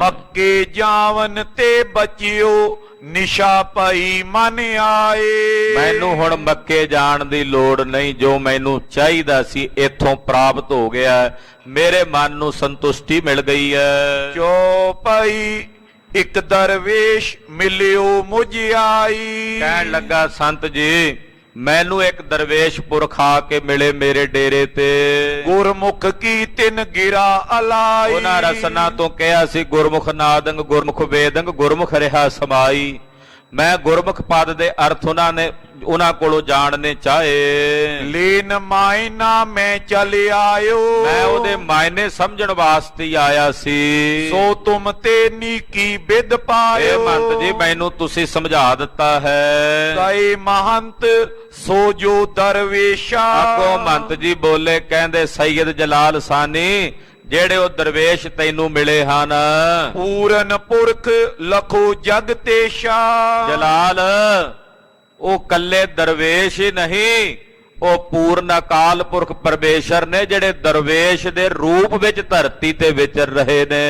ਹੈ ਸਰਬੱਗ ਲਖੋ ਗੁਣ ਖਾਨੀ। ਉਹ ਸਰਬੱਗ ਨੇ ਗੁਣਾਂ ਦੀ ਖਾਨ ਹਨ। ਜਾਏ ਸ਼ਰਨ ਗਈਏ ਮਨ ਬਾਨੀ। ਜਾ ਜਲਾਲ ਉਹਨਾਂ ਦੀ ਸ਼ਰਨ ਗ੍ਰਹਿਣ ਕਰ ਲੈ ਮਨ ਬਾਣੀ ਕਰਕੇ। ਸੁਨਿਓ ਜਲਾਲ ਭੇਦ ਭਲ ਪਾਏ। ਜਦੋਂ ਸੈਯਦ ਜਲਾਲ ਨੇ ਗੁਰੂ ਸਾਹਿਬ ਦੀ ਸਿਫਤ ਸੁਣੀ, ਇਹਨੂੰ ਭੇਦ ਦਾ ਪਤਾ ਲੱਗਾ। ਸ੍ਰੀ ਨਾਨਕ ਕੋ ਲਖਿਓ ਖੁਦਾ। ਗੁਰੂ ਨਾਨਕ ਸਾਹਿਬ ਨੂੰ ਖੁਦਾ ਰੂਪ ਕਰਕੇ ਜਾਣਿਆ। ਤਬ ਆਹਾਰ ਉਤਰਿਓ ਲੀਏ ਖਾਈ। ਕਹਿੰਦੇ ਜਦੋਂ ਇਹਨੇ ਆਖਿਆ, ਹੈ ਗੁਰੂ ਨਾਨਕ ਸਾਹਿਬ ਤੁਸੀਂ ਧੰਨ ਹੋ, ਇੰਨੀ ਕਹਿਣ ਦੀ ਦੇਰੀ ਸੀ। ਕਹਿੰਦੇ ਸੈਯਦ ਜਲਾਲ ਸਾਨੀ ਵਾਸਤੇ ਵੀ ਪ੍ਰਸ਼ਾਦਾ ਉੱਤਰ ਆਇਆ, ਇਹਦੇ ਲਈ ਵੀ ਭੋਜਨ ਉੱਤਰ ਆਇਆ। ਸੁਖ ਸੋ ਸਗਰੀ ਰੈਨ ਬਿਤਾਈ। ਭੋਜਨ ਛਕਿਆ, ਸੁਖ ਨਾਲ ਰਾਤ ਬਤੀਤ ਕੀਤੀ। ਦੋਹਰਾ ਭੋਰ ਪਈ ਇੱਛਾ ਕਰੀ ਜਾਉ ਸਿੰਧ ਕੇ ਪਾਰ। ਸਵੇਰ ਹੋਈ ਤੇ ਇੱਛਾ ਕੀਤੀ ਵੀ ਹੁਣ ਵਾਪਸ ਸਮੁੰਦਰ ਦੇ ਕਿਨਾਰੇ ਲੱਗਾ। ਆਇਓ ਤਬੇ ਜਹਾਜ਼ ਟਿਗ ਚੜਿਓ ਚਲਨ ਇਤ ਧਾਰ। ਇੱਕ ਜਹਾਜ਼ ਆ ਗਿਆ, ਟਾਪੂ ਤੇ ਲੱਗ ਗਿਆ, ਉਸ ਜਹਾਜ਼ ਦੇ ਉੱਤੇ ਸਵਾਰ ਹੋਇਆ। ਜੋ ਪਈ ਸਿੰਧ ਉਰਾਰ ਆਏ ਕਰ ਤੂਰਨ। ਸਮੁੰਦਰ ਦੇ ਸਿੰਧ ਦੇ ਕਿਨਾਰੇ ਆ ਪਹੁੰਚਿਆ। ਪਹੁੰਚਿਓ ਜੈ ਸ਼੍ਰੀ ਨਾਨਕ ਪੂਰਨ। ਆਪਣੇ ਡੇਰੇ ਤੇ ਆਇਆ ਜਿੱਥੇ ਧੰਨ ਗੁਰੂ ਨਾਨਕ ਸਾਹਿਬ ਸਨ। ਪਦ ਪੰਕਜ ਲਪਟਿਓ ਹੋਏ ਦੀਨਾ। ਪਾਤਸ਼ਾਹ ਦੇ ਪਵਿੱਤਰ ਚਰਨਾਂ ਕਮਲਾਂ ਤੇ ਦੀਨ ਹੋ ਕੇ ਮੱਥਾ ਟੇਕਿਆ। ਤੁਮ ਖੁਦਾਏਓ ਸਰਬ ਪ੍ਰਬੀਨਾ। ਕਹਿੰਦਾ ਮਹਾਰਾਜ ਤੁਸੀਂ ਖੁਦਾ ਹੋ, ਪਰਮ ਪ੍ਰਵੀਨ ਹੋ। ਪਰ ਉਸਤਤ ਬੋ ਬੈਠਿਓ ਪਾਸੋ। ਉਸਤਤ ਕਰਕੇ ਸਤਿਗੁਰਾਂ ਦੇ ਪਾਸ ਬੈਠ ਗਿਆ। ਬੋਲੇ ਬਚਨ ਸਕਲ ਸੁਖ ਰਾਸੂ। ਸੁੱਖਾਂ ਦੇ ਦਾਤੇ ਸਤਿਗੁਰੂ ਜੀ ਬੋਲੇ। ਜੋ ਕਛ ਅਰਥ ਸੁਨਿਓ ਤੈਂ ਜਾਈ। ਮਹਾਰਾਜ ਜੀ ਕਹਿੰਦੇ ਸੈਯਦ ਜਲਾਲ ਸਾਨੀ ਜਿਹੜੇ ਅਰਥ ਤੂੰ ਸੁਣੇ ਨੇ ਗੁਰਮੁਖ ਦੇ, ਸੋ ਜਲਾਲ ਤੁਮ ਦਿਓ ਬਤਾਈ। ਦੱਸ ਦੇ ਆਪਣੇ ਚੇਲੇ ਨੂੰ ਵੀ ਜਿਹੜਾ ਤੇਰਾ ਚੇਲਾ ਪੁੱਛਦਾ। ਸਭਈ ਪੀਰ ਜੋਰ ਕਰ ਕੈਈ। ਪੀਰ ਨੇ ਹੱਥ ਜੋੜ ਕੇ ਕਿਹਾ, ਤੁਮ ਕੋ ਸਭ ਕਿਛ ਰੋਸ਼ਨ ਐਹੀ। ਮਹਾਰਾਜ ਕਵਾਂ ਤੇ ਤਾਂ ਜੇ ਤੁਹਾਨੂੰ ਪਤਾ ਨਾ ਹੋਵੇ। ਨੈ ਜਾਣੋ ਤੋ ਬੂਝੋ ਮੋਕੋ। ਮਹਾਰਾਜ ਜੇ ਤੁਸੀਂ ਨਹੀਂ ਜਾਣਦੇ ਤਾਂ ਮੈਨੂੰ ਪੁੱਛੋ। ਸਭ ਘਟ ਘਟ ਕੀ ਸੁਧੈ ਤੋਕੋ। ਪਰ ਤੁਸੀਂ ਤਾਂ ਸਭ ਕੁਝ ਜਾਣਦੇ ਹੋ, ਘਟ ਘਟ ਦੀ ਤੁਹਾਨੂੰ ਸੋਝੀ ਹੈ। ਦੋਹਰਾ ਸ਼੍ਰੀ ਗੁਰ ਉਚਰਿਓ ਕਹੋ ਅਬ ਜਿਸ ਬਿਦ ਪਇਓ ਬਿਰਤਾਂਤ। ਸਤਿਗੁਰੂ ਜੀ ਕਹਿਣ ਲੱਗੇ, 10 ਸਾਰਾ ਬਿਰਤਾਂਤ ਸੈਯਦ ਜਲਾਲ ਜੋ ਤੇਰੇ ਨਾਲ ਬੀਤੀ ਹੈ। ਤਬ ਜਲਾਲ ਬਚ ਮਾਨ ਕੈ ਭਨੀ ਸਰਬ ਨਿਜ ਬਾਤ। ਜਲਾਲ ਨੇ ਹੱਥ ਜੋੜ ਕੇ ਸਤਿਗੁਰਾਂ ਨੂੰ ਬੇਨਤੀ ਕਰਕੇ ਦੱਸਿਆ, ਜੋ ਪਈ ਭਾਣਾ ਮਾਨੇ ਗੁਰਮੁਖ ਸੋਈ। ਮਹਾਰਾਜ ਜੀ ਜਿਹੜੇ ਭਾਣਾ ਮੰਨਦੇ ਨੇ ਉਹ ਗੁਰਮੁਖ ਨੇ, ਜਿਹੜੇ ਭਾਣੇ ਵਿੱਚ ਰਹਿੰਦੇ ਨੇ ਉਹੀ ਗੁਰਮੁਖ ਨੇ। ਆਇਸ ਮੇਟੇ ਬੇਮੁਖ ਹੋਈ। ਜਿਹੜੇ ਪਰਮੇਸ਼ਰ ਦੀ ਆਗਿਆ ਨੂੰ ਮੇਟਦੇ ਨੇ ਉਹ ਬੇਮੁਖ ਹਨ।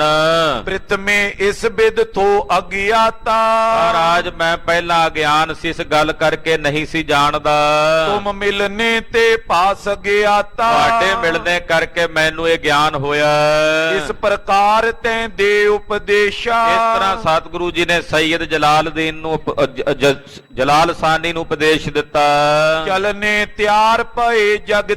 ਇਹਦੇ ਕੋਲੋਂ ਚੱਲਣ ਵਾਸਤੇ ਸਹਿਬ ਤਿਆਰ ਹੋਏ। ਕਰ ਕੈ ਬੰਧਨ ਬਿਨੈ ਬਖਾਨੀ। ਇਹਨੇ ਹੱਥ ਜੋੜ ਕੇ ਬੇਨਤੀ ਕੀਤੀ ਸਤਿਗੁਰੂ ਜੀ ਨੂੰ, ਸੇਵਕ ਪਇਓ ਕਰਮ ਮਨ ਬਾਨੀ। ਮਹਾਰਾਜ ਮੈਂ ਤੁਹਾਡਾ ਸੇਵਕ ਆ, ਮਨ ਬਚ ਕਰਮ ਕਰਕੇ। ਸ਼੍ਰੀ ਗੁਰ ਤੈਂ ਕੋ ਧੀਰਜ ਦੀਨਾ। ਇਹਨੂੰ ਧੀਰਜ ਦੇ ਕੇ ਬੋਰੋ ਆਪ ਪਿਆਨਾ ਕੀਨਾ। ਪਾਤਸ਼ਾਹ ਨੇ ਇੱਥੋਂ ਅੱਗੇ ਪਿਆਨਾ ਕੀਤਾ। ਕੇਵਲ ਕਾਰਜ ਨਰਨ ਉਦਾਰਨ। ਸਤਿਗੁਰਾਂ ਦਾ ਇੱਕੋ